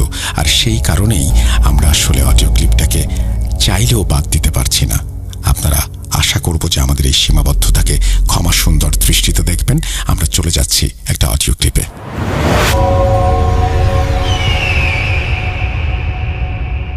আসসালামু আলাইকুম রাসেল ভাই, আশা করি আপনি ভালো আছেন এবং ভালোর দলে আছেন। আলহামদুলিল্লাহ, আল্লাহর রহমতে আমিও অনেক অনেক ভালো আছি এবং ভালো দলে আছি আপনার মতোই। তো সর্বপ্রথম আমি আমার পরিচয়টা দিয়ে নিই। তো আমার নাম হচ্ছে শেখ মোহাম্মদ মাহিম খান। তো এটা হচ্ছে আমার ডাক নাম, এবং অরিজিনাল নাম এটা একটু প্রাইভেসির জন্য বললাম না, কারণ এই নামে আমার অনেক প্রাইভেট অ্যাকাউন্ট আছে, মানে এর জন্য আর বলা হলো না। তো যাই হোক, আজকে যে ঘটনা কেন্দ্রীয়, এটা আমার এক বন্ধুকে নিয়ে। তো আমার বন্ধুর নাম হচ্ছে সোহাগ, আর এখন আর ওর সাথে আমার কোনো যোগাযোগ নেই। তো মাঝে মাঝে যোগাযোগ হয়, এখন আর যোগাযোগ হয় না। তো যাই হোক, আর বেশি কথা না বাড়িয়ে আমরা সরাসরি মূল ঘটনায় চলে যাই। তো আমার বন্ধু সোহাগ যে সময় ছোট ছিলেন, তখনও আমার বন্ধুর ফ্যামিলি, আমার বন্ধুরা ঢাকায় আসে নাই। এটা হচ্ছে ময়মনসিংহ বিভাগের শেরপুর জেলার উপজেলা শ্রীপুদি, কোন গ্রাম এটা আমার একদমই মনে নেই। তো আমার বন্ধু যে সময় ছোট ছিল, তো ছোট থাকাকালীন ওরা ওর যে বন্ধুরা আছে, মানে আমার বন্ধুরা যে আছে, যে আমার সোহাগের যে বন্ধুরা আছে, ওরা প্ল্যানিং করলো মাছ ধরতে যাবে। তো মাছ ধরতে যাবে, বেশ ভালো কথা, যেই কাজ মানে যেই কথাতে এই কাজ তো করতেই হবে। তো মাছ ধরতে গেল। তো আমার বন্ধুর যে বন্ধুরা আছে, মানে সোহাগের যে বন্ধুরা আছে, ওরা আগে আগে চলে গেছে এবং সোহাগ পিছে পড়ে গেছে, কারণ সোহাগের বাড়িটা ছিল অনেক দূরে। তো দূরে থাকাকালীন ওর পৌঁছাইতে, মানে যে জায়গায় মাছ ধরতে যাবে, একটা বিলের পাশে একটা বড় ব্রিজ আছে পরিত্যক্ত। তো আমাকে ও যেভাবে বলছে আমি এভাবে বলবো। আর ভিতর মানে ঘটনার ভিতরে যদি কোনো আমার বয়সে যদি কোনো ভুল ত্রুটি থাকে তাহলে ক্ষমা সুন্দর। তো মানে যাওয়ার কালীন, তো এখান থেকে একটু শর্টকাট রাস্তা পড়ে এবং লং রাস্তা পড়ে। তো আমার বন্ধু সোহাগ ও শর্টকাট রাস্তাটা চয়েস করলো। তো চয়েস করার পর আবার অনেকেই গ্রাম অঞ্চলে চিনে, যেটাকে আমার সোন বলে। সোন অনেক লম্বা লম্বা গাছ হয়, ওই সময় অনেক লম্বা লম্বা গাছ ছিল। তো আমার বন্ধু যাওয়াকালীন, মানে তো ওই সময় আরো ছোট ছিল, তো দেখতে পাচ্ছি যে একটা জায়গায় যাচ্ছে, দেখতে পাচ্ছি। তো ওর বন্ধুরা গেছে লং রাস্তা দিয়ে এবং ও গেছে হচ্ছে শর্টকাট দিয়ে। তো শর্টকাট যাওয়াকালীন মানে রাস্তাটা দেখলো ক্লিন, কোনো গাতা মাতা কোনো কিছু নাই। তো আগেই বলে রাখি, এখানে একটা মানে তাল ছিল, যেটাকে আমরা বাগান বলি, ওদের ভাষায় তাল বলে বা অনেকে অনেক ভাষা বলে, যাই হোক। তো ওই বাগানে ওঠার পর বাগানে অনেক ফল গাছ ছিল, যেমন আম গাছ, পেয়ারা গাছ, আর ইত্যাদি ইত্যাদি গাছ ছিল। তো ওই সময় সম্ভবত আমের মৌসুম ছিল। তো যাওয়াকালীন ওই তাল বা যে ক্ষেত আছে বা যেটাই হোক বাগানে ঢুকলো, যেহেতু না ছোট থাকতে সবাই একটু আমের লোভ হবেই। তো আমি মানে ওই বাগানে ঢোকার পর একটা কাঁচা আম পাড়ছে। তো ওই এরিয়ার ভিতরে কোনো মানুষ বসবাস করে না, যে এরিয়ার কথা বলছি। তো কাঁচা আম পাড়ার পর প্রথম একটা মানে আম খাইছে, কাঁচা আম, আলহামদুলিল্লাহ মোটামুটি ভালো লাগছে, আমাকে এভাবে বলছে। তো পরবর্তী যে আরেকটা আম পাড়ছে, ওইটা হালকা পাকনা ছিল। তো আমটা কামড় দেওয়ার পর মানে দেখে ভিতরতে রক্ত পড়ে, মানে কেমন রক্ত বুদবুদ করে, তো রক্ত পড়ে। তো ওইটা ফালাই দিয়া আরেকটা আম নেয়, ওইটাও কামড় দেয়, দেখে সেম কাহিনী, রক্ত পড়ে। তো এটা দেখা ও আমটা ফালাই দেয় এবং হঠাৎ করে ও শুনতেছে একটা গোঙানির আওয়াজ, মানে কি কোনো ষাঁড় বা গরু যদি পিছন থেকে যদি রাগের মাথায় গোংড়ায় বা কোনো কুকুর যদি গোংড়ায়, যেমন গোংড়ায় করে গোংড়ায়, এরকম একটা সাউন্ড হচ্ছে। তো ও মানে যে সোজা ইউটার্ন নিল, মানে পিছনের দিকে ঘুরলো, করার পর দেখলো মানে একটি কালো মহিষের মতো, মানে অর্ধেকটা গরু অর্ধেকটা মহিষ। আগে বলছি ওই এরিয়ার ভিতরে কোনো জনবসতি নেই, কোনো মানুষ বসবাস করে না। তো দেখলো কালো একটা মহিষের মতো দেখতে, এবং চোখ দুটা আগুন লাল টকটকা জল করতেছে। তো এটা দেখা ও মানে একটা দৌড় দিছে, এবং দৌড় দেওয়ার পর মানে ও যেই রাস্তা দিয়ে আসছিল মানে আবার ইউটার্নে আবার ওই রাস্তা দিয়ে গেল। যাওয়াকালীন আমি বলছি রাস্তা কিন্তু একদম ক্লিন ছিল। তো ক্লিন থাকাকালীন মানে দৌড়াইতে ওতে মনে হলো রাস্তাটা ভাই লং হয়ে গেছে, অনেক বড় হয়ে গেছে। ও কিন্তু ভাই ইজিলি কিন্তু ওই বাগানে ঢুকছে, কিন্তু যে সময় দৌড়াচ্ছিল মানে ওতে মনে হলো মানে রাস্তা বড় লং হয়ে গেল, অনেক লম্বা হয়ে গেল, অনেক বড় হয়ে গেল, এবং সোনগুলোতে কেমন জানি হয়ে গেল। এবং দৌড়াতে ওর ডান পা একটা মানে গাতার ভিতরে, যেটা গর্ত মাঝে অনেকে অনেক কিছু বলে, পড়ে গেল। এবং পর্যায়কালীন মানে ওর পাটা একটু কেটে যায় এবং রক্ত পড়ে, এবং যে ওর যে ডান পা যে জুতা ছিল, এই জুতাটাই গাতার ভিতরে ঢুকে যায়। ও আবার কি করে, ওর ডান হাত এই গাতার ভিতরে ঢুকাইয়া এটা বের করতে চায়, মানে জুতাটা, আর জুতার ভিতরে খুঁজে পায় না। পরে ও এভাবেই দৌড়ে চলে আসে। আসার পর ওই সময় মতো মানে সন্ধ্যা হতেছে, মানে শুধু স্তর আগে, যাই হোক। তো পরবর্তীতে আর মাছ ধরতে যায় নাই ও, আর ওর ফ্রেন্ড যে সোহাগ ছিল আর মাছ ধরতে যায় নাই। তো এই কাহিনী গেল। তো এর 2 থেকে 3 দিন পর মানে ওর শরীরে মানে কেমন পরিবর্তন হচ্ছে, মানে চেঞ্জ হচ্ছে। তো পরিবর্তন এই জ্বর আসে আবার যায়, মানে হঠাৎ জ্বর চলে আসে, আবার হঠাৎ জ্বর চলে যায়, এরকম সিচুয়েশন হয়, মানে পরিস্থিতি হয়। তো একদিন ও মানে ঘুমাচ্ছিল, আমাকে বললো, মামা আমি ঘুমাচ্ছিলাম, আমি ঘুমের মাঝে স্বপ্ন দেখলাম একটি কালো অবয়ব। আমাকে বললো, তুই প্রথম একটা খাইছিস ভালো কথা, পরে তুইটা ছিলি কেন? মানে হুমকি দিচ্ছে, তোকে ছাড়বো না, মেরে ফেলবো। এটা দেখে ঘুম থেকে চিৎকার মেরে উঠে ফেলছে, এবং ওর বাবা এবং ওর মা জেগেছিলেন। বললো কি হয়েছে, পরে বললো আমি স্বপ্ন দেখছি। তো এর জন্য একটা পরবর্তী একটা কবিরাজ দেখানো হয়েছিল। কবিরাজ ওদের গ্রামে দেখলাম বিখ্যাত বলে, বাট আমি এই বিষয়ে কতটা শিওর বা গ্যারান্টি আমি বলতে পারবো না, এর জন্য আমি খুবই দুঃখিত। তো ওই কবিরাজের কাছে নেওয়া হলো, এবং কবিরাজ যথেষ্টভাবে চিকিৎসা শুরু করছে। তো চিকিৎসাটা এরকম ভাবে শুরু করছে, একটি অন্ধকার রুম এবং রুমের ভিতরে যেভাবে বলছে আমি এভাবে বলছি। তো রসুন মানে এই গেতে গেতে যে জিআই তার বলি আমরা, সব এই বাড়ি তৈরি করার কাজে ঘর সিমেন্টের ব্যবহার করে জিআই তার গুণা, যেটা আমরা বলি গুণা। তো এই গুণার ভিতরে মানে চারো সাইডে রাখা হয় এবং সাদা পাউডারের মতো, একজাক্টলি আমি বলতে পারবো না এটা কি ছিল। তো সাদা পাউডারের মতো পড়া, সম্ভবত আয়াত দিয়ে পড়া, যেভাবে হোক এটা মন্ত্রের মতো কিছু একটা হবে।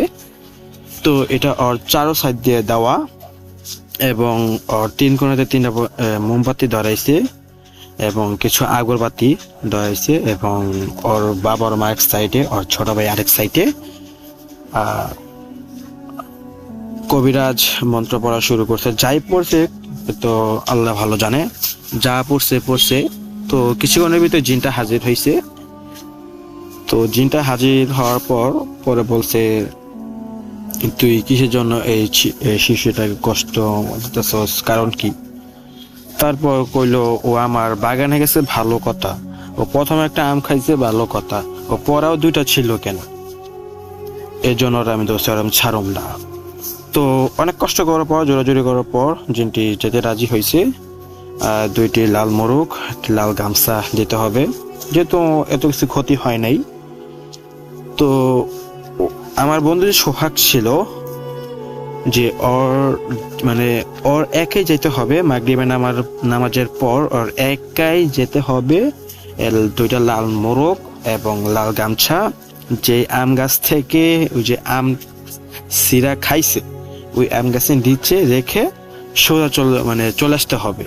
আর যদি ভুলেও যদি পিছনে তাকায় তাহলে ক্ষতি হতে পারবে, এটা বলে দিছে। তারপর জিন তো হাজির হয়েছে এবং বের হবে কিভাবে, এখন বলতেছে আমি চলে যাব, এই কাম করো, এখন আমার বাইরের সুযোগ দিই। পরে যেটা বললাম আটা না পাউডারের মতো পড়া ছিল, ওইটা কবিরাজ একটু কেটে দেয়, একটু সাইড করে দেয়, রাস্তা করে দেয়। ওই সময় দেখে আমার বন্ধু সরাসরি অজ্ঞান হয়ে যায়।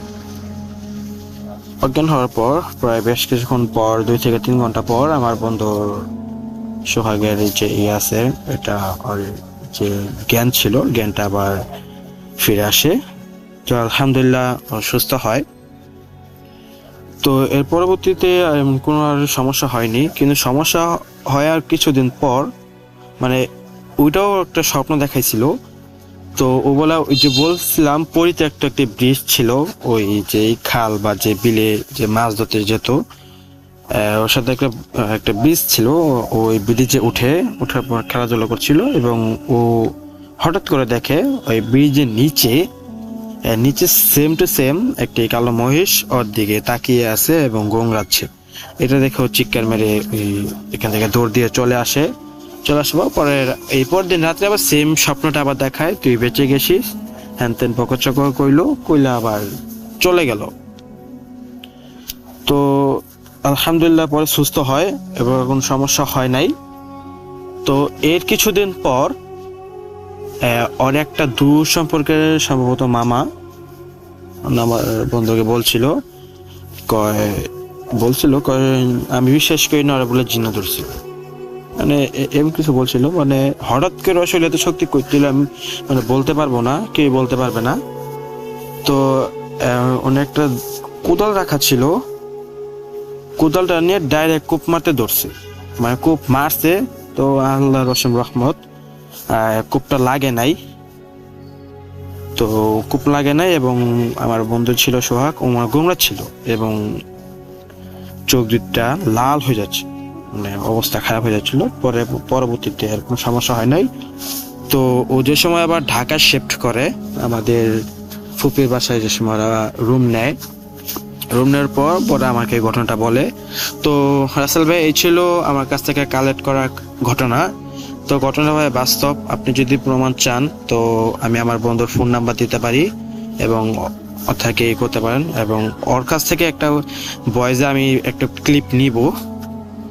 তো আমার এই কাহিনীর যদি প্রচার হয় ইনশাল্লাহ এর পরবর্তীতে আমার আশেপাশে আমাদের ভাই ব্রাদার আমাদের বাড়ি নিয়ে অনেক কাহিনী আছে, ইনশাল্লাহ এগুলো দেওয়ার চেষ্টা করব। তো রাসেল ভাই, আশা করব এটা আমার প্রচার হবে শ্রোতাদের কাছে, এবং এটা যদি প্রচার হয় তো আমাকে একটু জানিয়ে দিবেন। ধন্যবাদ রাসেল ভাই, আসসালামু আলাইকুম।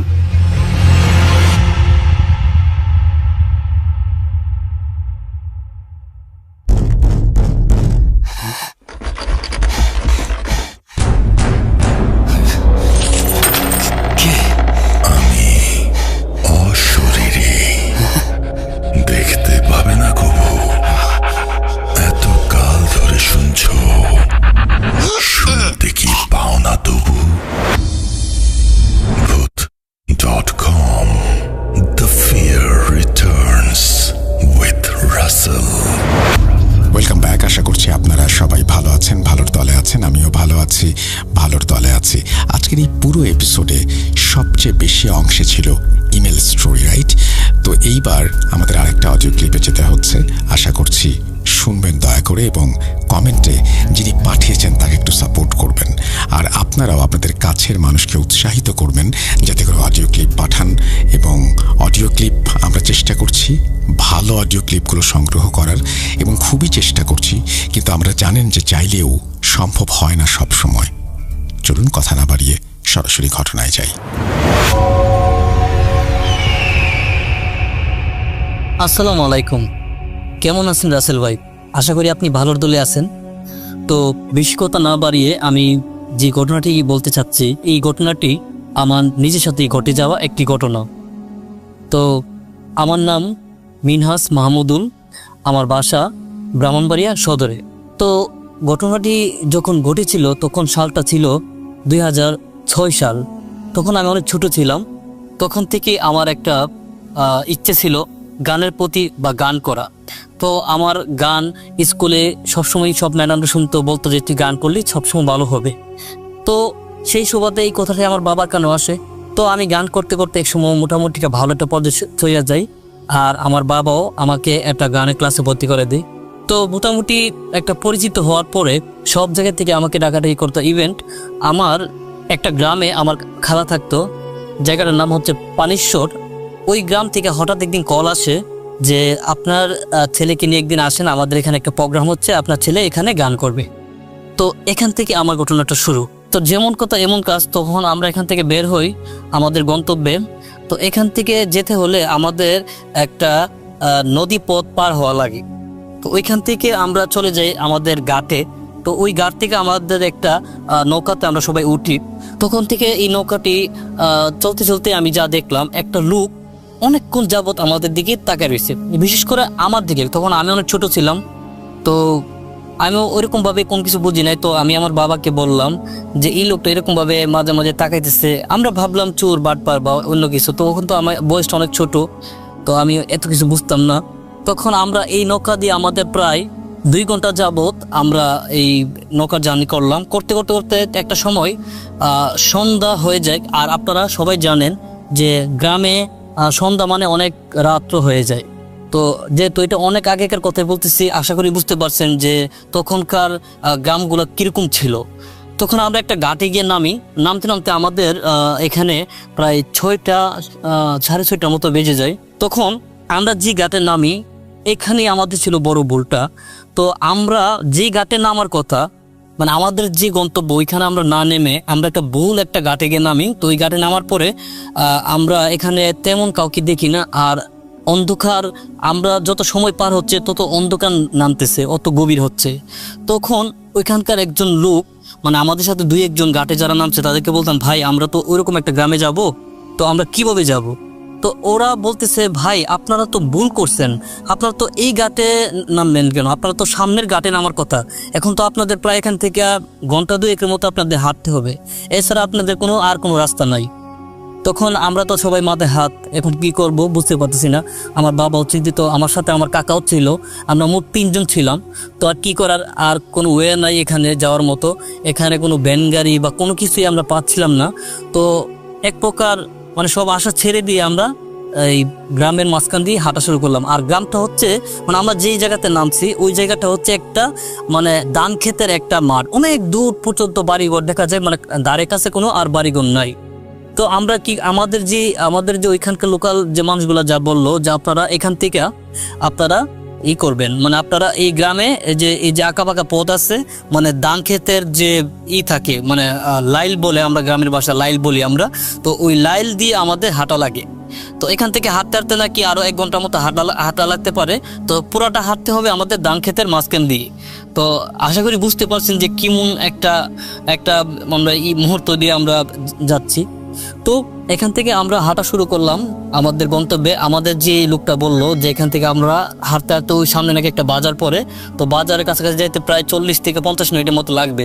তাহলে বুঝতে পারছেন যে এক তো রাত গভীর হচ্ছে, তারপর আমরা একটা অচেনা জায়গা, আমরা যে জায়গাটা আমরা চিনি না ওই রাস্তা দিয়ে আমরা হাঁটতেছি। তো এখান থেকে আমরা হাঁটা শুরু করলাম আমাদের এই ধান ক্ষেতের মাঝখান দিয়ে হাঁটতে হাঁটতে হাঁটতে হাঁটতে তখন প্রায় 7টার মতো বেজে গেছে। আর অনেক অন্ধকার, এখানে কোনো ধরনের কোনো ইলেকট্রিসিটি কিছু নাই, সব দিক দিয়ে হচ্ছে মাটির ঘর। তো হাঁটতে হাঁটতে আমরা একটা সময় দেখলাম কি আমরা সামনে কি আছে আমরা দেখতে পাচ্ছি না, এতই অন্ধকার। তো আমরা আমাদের অনুমান করে আমরা পা ফেলতেছি। তো এরকম সময় হঠাৎ মনে হয়েছে যে আমাদের সাথে আরো কেউ আমাদের সাথে সাথে হাঁটতেছে।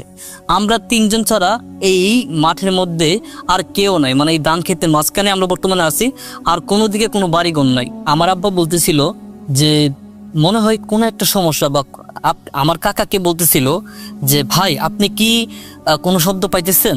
ও হ্যাঁ, আমিও তো একটা শব্দ পাইতেছি, তো এখানে তো আমরা ছাড়া আর কেউ নাই, তাহলে এই শব্দগুলা কিসের?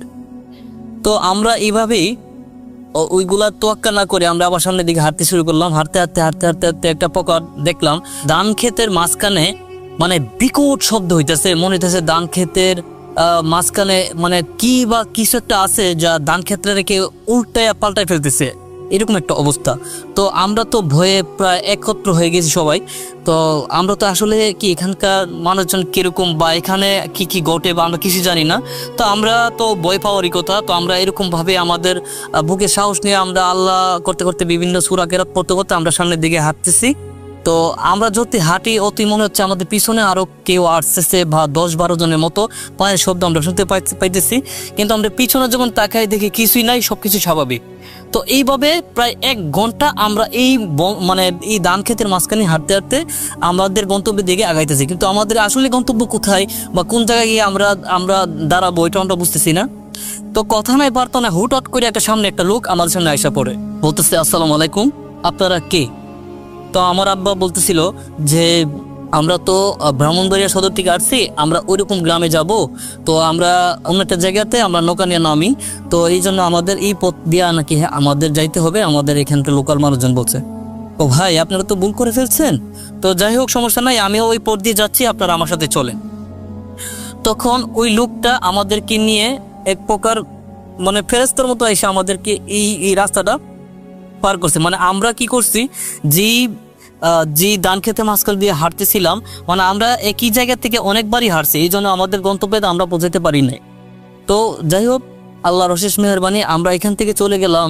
আমাদের যে বাজারের কথা বলছে, একটা বাজার ছিল, ওই বাজারে গিয়ে আমাদের উঠতে হবে। তো ওই বাজারে গিয়ে আমরা এক প্রকার উঠলাম। তো আমাদের সাথে কোনো লাইটার বা কোনো কিছু ছিল না, তার আপনি বুঝতে পারছেন 2006-এর কথা আমি বলতেছি। তো ওই সময়কার অনেক প্রযুক্তি আমাদের হাতে ছিল না। তো এখান থেকে আমরা যখন বাজার যাই, তো বাজারের মধ্যে আপনারা চিনবেন যে একটা ম্যাচ লাইট থাকে, ম্যাচ লাইটের পিছনে একটা লাইট থাকে। তো ওইরকম একটা ম্যাচ লাইট নিয়ে আমাদের যাত্রাটা আবার শুরু করি, কারণ ওইখান থেকে আমাদের আরো 40 মিনিটের মতো আরেকটা রাস্তা আছে, যেটা আমাদের আঁকা পাকা পথ দিয়ে যেতে হবে। যদি ওইটা একটা লোকাল এলাকা, মানে মানুষের বাড়িঘর আছে, ওইরকম একটা রাস্তা দিয়ে আমাদের যেতে হবে। এখান থেকে আমাদের আসল মানে বিপত্তিটা ঘটে।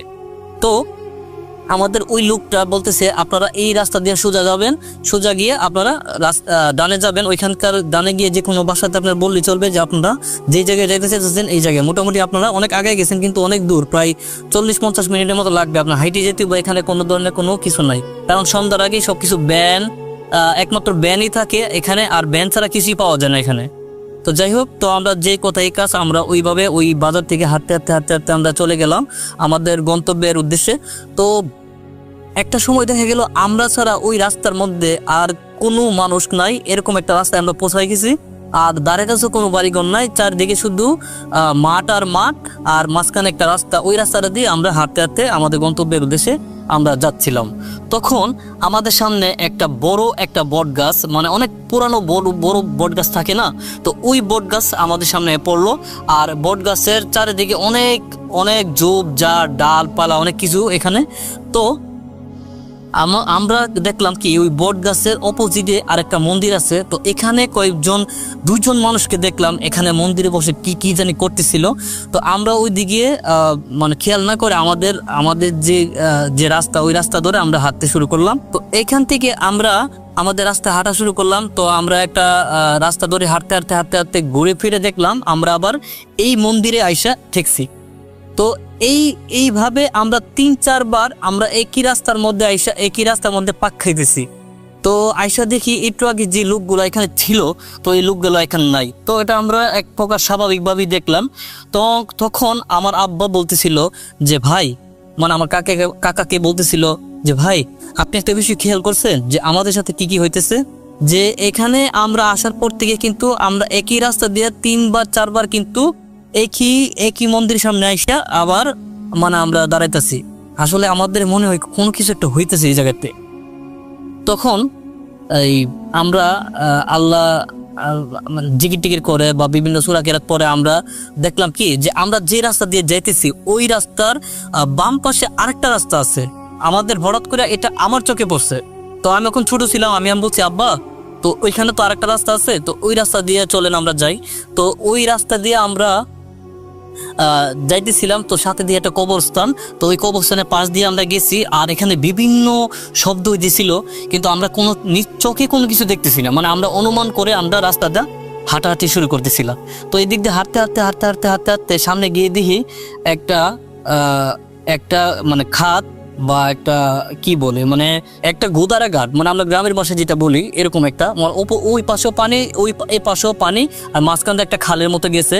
তো ওইটা পার হইতে গেলে আমাদের পানিতে নামতে হবে। আর এটা বেশি দূরত্ব না, প্রায়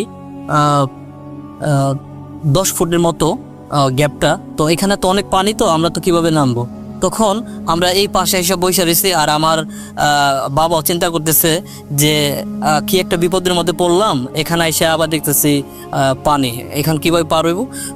কারণ দিনের বেলা এখানে একটা নৌকা থাকে বা একটা ব্যবস্থা থাকে, তো হয়তো আমরা এটা দেখি নাই বা আমরা পাইও নাই। তো এখান থেকে আমি দেখছি কি যে একটা দড়ির মতো কিছু একটা আমার পায়ের সাথে আটকে ছিল। তো ওই দড়িটা যখন টান দিছে, তো ওই পাশে দেখলাম একটা ভেলার মতো কি জানি আমার সামনে আসতেছে। তো এটা হচ্ছে যারা গ্রামে এই ছোট রাস্তাটা পার হয়, মানে এই খাদরা বা খালটা, তো এটা এই ভেলা দিয়ে তারা যাতায়াত করে।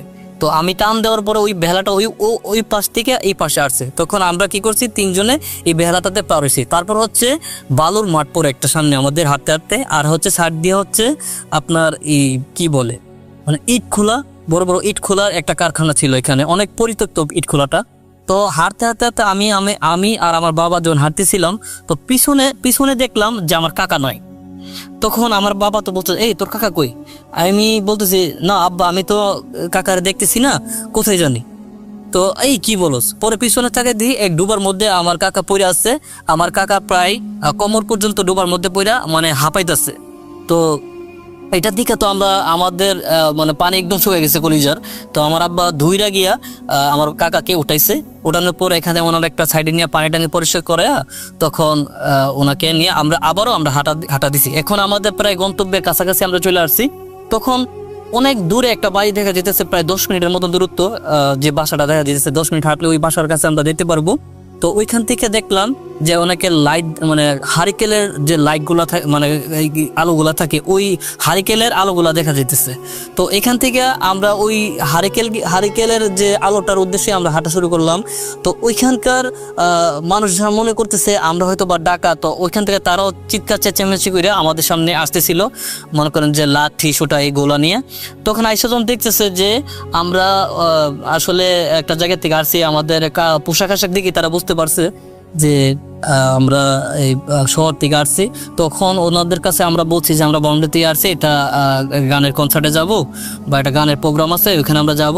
তখন পরিচয় দেওয়ার পরে ওই মহিলাটি যে হারিকেন নিয়ে আইছিল, ওই মহিলাটি বলতেছে আসলে আপনারা তো অনেক বড় বিপদ থেকে বাঁচছেন, কারণ যেখান দিয়ে আপনারা আসছেন আপনারা ভুল পথে আসছেন, আর একটা রাস্তা ছিল ওই ওপর দিকে, তো ওই রাস্তা দিয়ে আপনারা আসা দরকার ছিল কিন্তু আপনারা ভুল রাস্তা দিয়ে আসছেন, এই জন্য আপনাদের সাথে এরকম কিছু করছে, আপনাদের হয়তো বা আল্লাহ সহায় ছিল, এই জন্য কোনো কিছু হয় নাই। তখন ওই মহিলাটি বাসা থেকে আরেকটা পুরুষ লোক বের হয়ে আমাদেরকে গন্তব্যে নিয়ে যায়। তখন আমাদের যে খালা, যার বাসাতে আমরা আসলে যে গানের জন্য গেছিলাম বা গানের প্রোগ্রাম ছিল, তো উনি বলতেছে যে আপনাদেরকে তো ফোন দিছি, ফোন পাচ্ছি না, হ্যাঁ, তো অনেক কিছু। তখন তো আসলে বাটন ফোন ছিল, তো আমার আব্বু ওই যে মোবাইল সাইলেন্ট করে রাখছিল, ওইটাও খেয়াল করেন নাই, বা ফোনের বিষয়টা যে এটা একদম মনেই করে নাই। তো যাই হোক, তো অবশেষে আমরা এখানে পৌঁছানোর পর ওইখানে একটা হুজুর আইসা বলতেছে আচ্ছা কার সাথে এরকম ঘটনা ঘটছে। তখন ওই হুজুরটা বলছে যে আসলে আপনাদের সাথে হয়তো বা আপনাদের আল্লাহ সহায় ছিল, এই জন্য কোনো কিছু হয় না, কিন্তু ওইখানে আপনারা যেই বট গাছটা দেখছিলেন ওই গাছটা হচ্ছে দোষী, ওইটার বিকালের পর থেকে কেউ ওইখানে যায় না, আপনারা তো রাত্রে গেছেন, তো আপনাদের সাথে কি হয়েছে না হয়েছে, কিন্তু হুজুর এখান থেকে বলে দিয়েছে যে আমাদের সাথে এরকম ঘটনা ঘটতে পারতো, কিন্তু আপনাদের সাথে আপনাদের হয়তো আল্লাহর অশেষ রহমত ছিল, এই জন্য কোনো কিছু হয় নাই। আর এই যে পিচ্চি ছেলেটা, ওর কাছে একটা তাবিজ, হয়তোবা এই তাবিজটার কারণে মানে বাইচে গেছে, তো এরকম একটা কিছু বললো আর কি আমাদেরকে। তো অনেক আগেকার ঘটনা, তো আমার এত কিছু মনেও নাই। তো আমার হাতে আমার একটা তাবিজ ছিল, যদিও আমি এগুলা বিশ্বাস করি না, কিন্তু ওই হুজুর বলতেছে ওই তাবিজটার কারণে নাকি আমরা নাকি সুন্দরভাবে নাকি ওইখান থেকে মানে বাইচা আইতে পারছি না। এটা কিন্তু এখানে বাঁচার আশঙ্কা নাকি কম, এখানে নাকি প্রতি বছরে কেউ নাকি এখানে মারা যায়, বা কোনো কারণ ছাড়া নাকি কোনো না কোনো মানুষের ক্ষতি হয় এই জায়গাতে। তো ধন্যবাদ রাসেল ভাই, তো আমার ঘটনাটি ছিল এটাই। তো কোনো ভুল ত্রুটি হয়ে থাকলে ক্ষমা দৃষ্টিতে দেখবেন। আসসালামু আলাইকুম, ধন্যবাদ।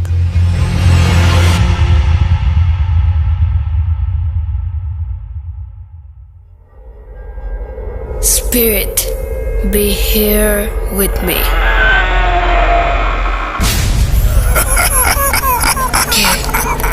কে তুমি? Bhoot.com. The fear returns with Russell.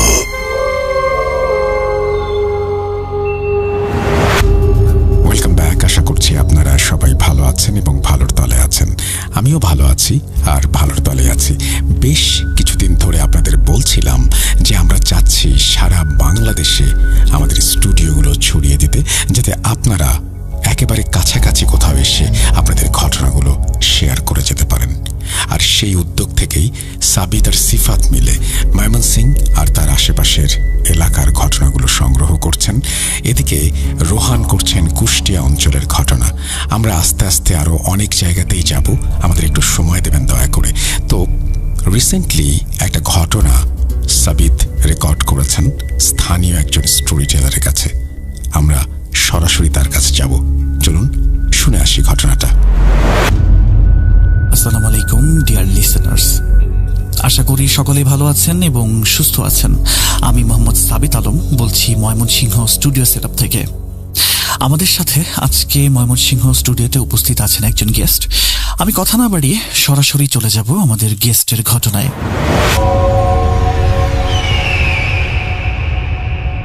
আসসালামু আলাইকুম, আমি মোহাম্মদ আব্দুল্লাহ আল মারুফ বলছি ময়মনসিংহ থেকে।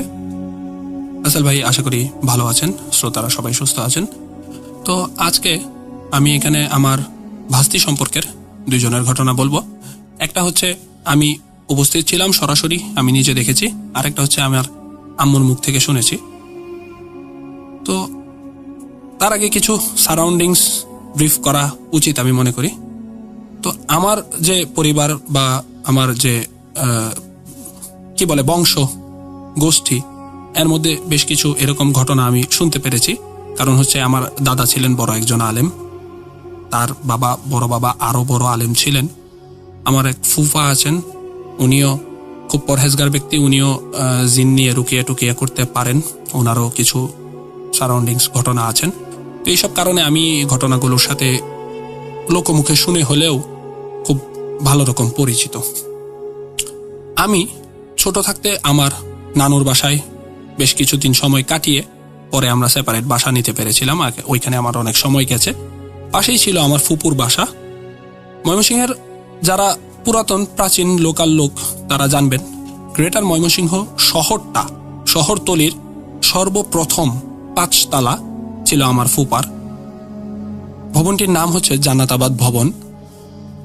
এটা চুন সুরকি দিয়ে করা বিল্ডিং, তখনও সিমেন্ট হয়নি, স্বাধীনতার পরপর বা আগে এই বিল্ডিংটা করা। তো হচ্ছে এই বিল্ডিংটার সামনে ছিল একটা বড় পুকুর। এই পুকুরের এক কিনারে ছিল একটা তাল গাছ। এমনকি ভর দুপুর বেলায়ও আমাদের এই তাল গাছের নিচে যাওয়া নিষিদ্ধ ছিল। ছোট থেকে আমাদেরকে এইভাবেই বড় করা হয়েছে। রাতে ওই তাল গাছের নিচে দিয়ে যদি বড়দের সাথেও আমরা যেতাম, বড়রাও দেখতাম কেমন যেন নার্ভাস হয়ে যেত। এই তাল গাছটাকে সবাই এড়িয়ে চলতো। তাল গাছটা দীর্ঘদিন কাটা যায়নি, কাটতে গেলে কেউ না কেউ অসুস্থ হয়ে যেত। তো এটা মোটামুটি ওই এলাকায় এস্টাবলিশড যে তাল গাছটার সাথে কিছু একটা ছিল। এখন তাল গাছটা নেই, ওই জায়গায় একটা বড় বিল্ডিং হয়েছে, এখন কোনো সমস্যা নেই। পরে ফাইনালি কাটা হয়েছিল, কিন্তু দীর্ঘদিন পর্যন্ত এই তাল গাছ ঘেরা একটা রহস্য আমাদের ছিল। তো যেই দিনের ঘটনা আমি বলছি, তখন আমিও ছোট। আমার চেয়ে 6 বছরের ছোট হচ্ছে আমার এক ভাস্তি। এই ভাস্তির সাথে ঘটা ঘটনা ওই দিন হয়েছিল কি, ওই তাল গাছের একটা বা কয়েকটা তাল নিয়ে আমার ফুপি পিঠা বানাচ্ছিল। পিঠা বানানোর এক পর্যায়ে পাশে, তখন আমার ভাস্তি হচ্ছে অলমোস্ট নিউবর্ন, 1-1.5 মাস বয়স হবে। পিঠা বানাচ্ছে পাশের ঘরে, এই ঘরে ছিল। রাত হয়ে গেছিল পিঠা বানাতে বানাতে অনেক। ভাস্তি স্বাভাবিকভাবে শুয়েছিল। তো আমার যে ভাবি আছেন উনি পিঠার কাজে হেল্প করতেছেন। হঠাৎ করে হচ্ছে কি, ভাস্তি অস্বাভাবিকভাবে কান্না শুরু করে দিয়েছে। কান্না শুরু করার এক পর্যায়ে যখন তাকে একটু ভালো রকম অ্যাটেনশন দেওয়া হলো, তার কেমন যেন একটা শরীরের কালার চেঞ্জ হয়ে যাচ্ছে এরকম। এই ধরনের ঘটনাগুলো আমি পরে আরেকটা ঘটনা এটার সাথে যুক্ত করে বলবো। তো আমি জানি যে এই ধরনের ঘটনাগুলোতে বাচ্চার যে শারীরিক অবয়ব বা কালার আছে এটা খুব র্যাপিডলি চেঞ্জ হয়। তো ওই পিঠা, ওই তাল গাছের পিঠা ছিল। তো ওই তাল গাছের পিঠার জন্য আবার ওই দিন দরজাটা, তাদের সদর দরজাটা খোলা ছিল, যেটা সরাসরি পুকুরের দিকে মুখ করা, এবং ওই পুকুরেরই কিন্তু একটা কিনারে হচ্ছে ওই তাল গাছটা। তো ভাস্তি এরকম খুব অসুস্থ হয়ে পড়েছে এবং শরীরের কালার চেঞ্জ হয়ে যাচ্ছে, একবার লালের মতো দেখা যায়, একবার নীলের মতো দেখা যায়। তাকে সরাসরি রাতের মধ্যে হাসপাতালে নিয়ে যাওয়া হলো, প্রথমে মেডিকেল চিকিৎসার জন্য। তো মেডিকেলি যত ধরনের সিমটম নিতে হয় ডাক্তারদের, রাতে তো সাধারণত ডিউটি ডাক্তার বা বড় প্রফেসর থাকেন না। প্রফেসর থাকলে এমন কোনো সিদ্ধান্ত দিতেন কিনা আমি জানি না। তো ইন্টার্নরা যারা ছিলেন তারা নর্মাল যত সিমটম আছে সব চেক করে বাচ্চাকে বললেন যে বাচ্চার এই ধরনের কোনো সমস্যা নাই। এর মধ্যে একজন ইন্টার্ন ছিলেন, সে ইসলামিক ভাবে মনে হয় অ্যাক্টিভ ছিলেন, দাড়ি ছিল। তো উনি বলেছিলেন ইয়াকে, আমার যে ভাই আছেন, ফুফাতো ভাই, ওনাকে বলেছিলেন যে এটা আমার মনে হচ্ছে একটু অন্য ধরনের সমস্যা, আপনি একটু হুজুরের সাথে কনসাল্ট করবেন প্লিজ। তো তারা হাসপাতাল থেকে অগত্যা চিকিৎসা না পেয়ে, মানে চিকিৎসা নেই তো সমস্যা নাই, চিকিৎসা কি করবে, তারা তখন বাসায় নিয়ে চলে আসছে। বাচ্চা তখনও এরকম কালার চেঞ্জ হয়ে যাচ্ছে, সমানে কান্না করছে, অস্বাভাবিক কান্না, হাত পা খিচ দিয়ে আনছে, হাত পা বেঁকে যাচ্ছে, এরকম একটা ঘটনা। তখন জরুরি ভিত্তিতে আমাদের যে পাটগুদাম ব্রিজমোর মসজিদের যে বড় হুজুর আছেন আব্দুল কাসিম সাহেব, ওই কাসিম সাহেবকে ডেকে নিয়ে আসছেন, বড় হুজুরকে। বড় হুজুর এসেছেন, তারপরে হচ্ছে রুকিয়া করেছেন, ঝাড়ফুঁক করেছেন, সূরা পড়েছেন, ফু দিয়েছেন। কিছুক্ষণ চিকিৎসা ইসলামিক পদ্ধতিতে চললো, পরা পানি দিল, ঝাড় করা পানি, ফুক করা পানি, এটা খাওয়ানোর পরে বাচ্চাকে এটা দিয়ে শরীর টরীর মুছে দিয়েছে বা এরকম কিছু। তারপরে আস্তে আস্তে স্বাভাবিক হয়ে গেল। তো এই ঘটনাটা এখানেই শেষ। কিছু তো একটা ঘটেছিল সেই রাতে, ওই তালগাছ ঘেরা রহস্যের জন্য পুরাতন বাড়ি। তো ভাস্তি এরকম হয়ে গেছিল। আর যে ঘটনাটা এটার সাথে আমি লিঙ্ক করব, যে ঘটনাটা হচ্ছে আমি আমার আম্মুর মুখ থেকে শুনেছি আমার আরেক ভাস্তির জন্য। তখন আমি হইনি, আম্মু নিউলি ম্যারিড। তারা বেড়াতে গেছিল হালুয়াঘাটে, সেই সীমান্তবর্তী কোনো একটা গ্রামে। সেখানে হচ্ছে আমার ফুপার কথা যে বললাম, আমার ফুপা হচ্ছে ঝাড়ফুঁক করেন বা জিন নিয়ে রুকিয়া করেন, উনার সরাসরি নাতি, উনার ডিরেক্ট নাতি আমার দূর সম্পর্কের ভাস্তি হয়। আশা করি আফসারা আন্টিও ঘটনাটা শুনবেন। উনি আমার বয়সে বড় বিধায় ওনাকে আন্টি ডাকি, কিন্তু উনি পদে হচ্ছে আমার ভাস্তি। ওনার সাথে নিজের সাথে ঘটা ঘটনা, যেহেতু ফুপা এইসব জিন বা এই সাবজেক্ট নিয়ে কাজ করতেন, তো উনাদের হয়তো বা একটা আক্রোশ ছিল ফুপার প্রতি, বা তার অনিষ্ট করার জন্য একটা অপচেষ্টা চলতো। তা আম্মু বলল এরকম একটা সন্ধ্যার আগের রাতে হঠাৎ করে আফসারাকে অ্যাটাক করে বসলো বা পোজেস করে বসলো কোনো একটা বেল গাছের নিচ দিয়ে যখন তাকে নিয়ে যাওয়া হচ্ছিল তখন। এই গাছটাকে অনেকে সমস্যা বলতো। তো এই যে অ্যাটাকটা করলো, আমার আম্মু এইভাবে বলেছে যে আমি আমার জীবনে এই ধরনের কোনো ঘটনা প্রত্যক্ষদর্শী আমি হইনি। আমার হাতে নেওয়া আফসারাকে আমি কোলে নিয়ে রাখছি, আমার কোলের মধ্যে বাচ্চা একবার লাল হয়ে যাচ্ছে, একবার নীল হয়ে যাচ্ছে, একবার হলুদ বর্ণ হয়ে যাচ্ছে, র্যাপিডলি কালার চেঞ্জ করতেছে, আর এই যে কান্না তো থামে না। সে এক বিভৎস ঘটনা, বাচ্চা মারা যাচ্ছে, এরকম একটা আতঙ্ক তৈরি হয়ে গেছে। আম্মু বলতেছে আমার কোলে আমি হাতে দেখতেছি যে সমানে কালার চেঞ্জ হচ্ছে এরকম থেকে থেকে। তো এটা তো আর একবারে ডিপ পার্পল হয়ে যাবে না, ওই একটা নীলাভ ধরন চলে আসে অক্সিজেন কম হয়ে গেলে যেরকম হয়, আবার একটু বেশি রক্ত সঞ্চালন হয়ে গেলে একটা লাল কালার হয়ে যায়, এরকম হয়ে গেছে। তখন ফাইনালি ফুপাকে কল দেওয়া হলো, ডেকে পাঠানো হলো আর কি। ফুপা আশেপাশে ছিলেন কোথাও হয়তো বা, ফুপা আসলেন। ফুপা তো কেয়ার এক্সপার্ট, তো ফুপা যেটা করলেন বাচ্চার যে ছোট আঙ্গুল আছে বা কনিষ্ঠার মধ্যে নখ দিয়ে চাপ দিয়ে ধরে কিছু রুকিয়া করলেন, সূরা পড়লেন। তো এই ধরনের কিছুক্ষণ রুকিয়া করার পরে আস্তে করে কান্না থেমে গেল। তো যেই ব্যাপারটাই ছিল এটা হয়তো বা চলে গেল, আস্তে আস্তে স্বাভাবিক হয়ে গেল। তারপরে আর সমস্যা হয়নি, হয়তো বা একটু জ্বর ছিল কয়েকদিন, তারপরে বাচ্চা সুস্থ হয়ে গেছে। কিন্তু এখনো আম্মু বলে যে এটা আমার এখনো চোখে ভাসে যে এইভাবে কিভাবে একটা বাচ্চার র্যাপিড ভাবে কালার চেঞ্জ হতে পারে, এইভাবে অস্বাভাবিক কান্না, হাত পা কিচ দিয়ে নিয়ে আসে। এই দুইটা ঘটনা একসাথে বলার কারণ হচ্ছে একটা নির্ধারিত কোনো সত্তা বা শ্রেণী হয়তো বা বাচ্চাদের উপর পোজেসটা বেশি করে বা সিমটমটা এই একই টাইপের হয়।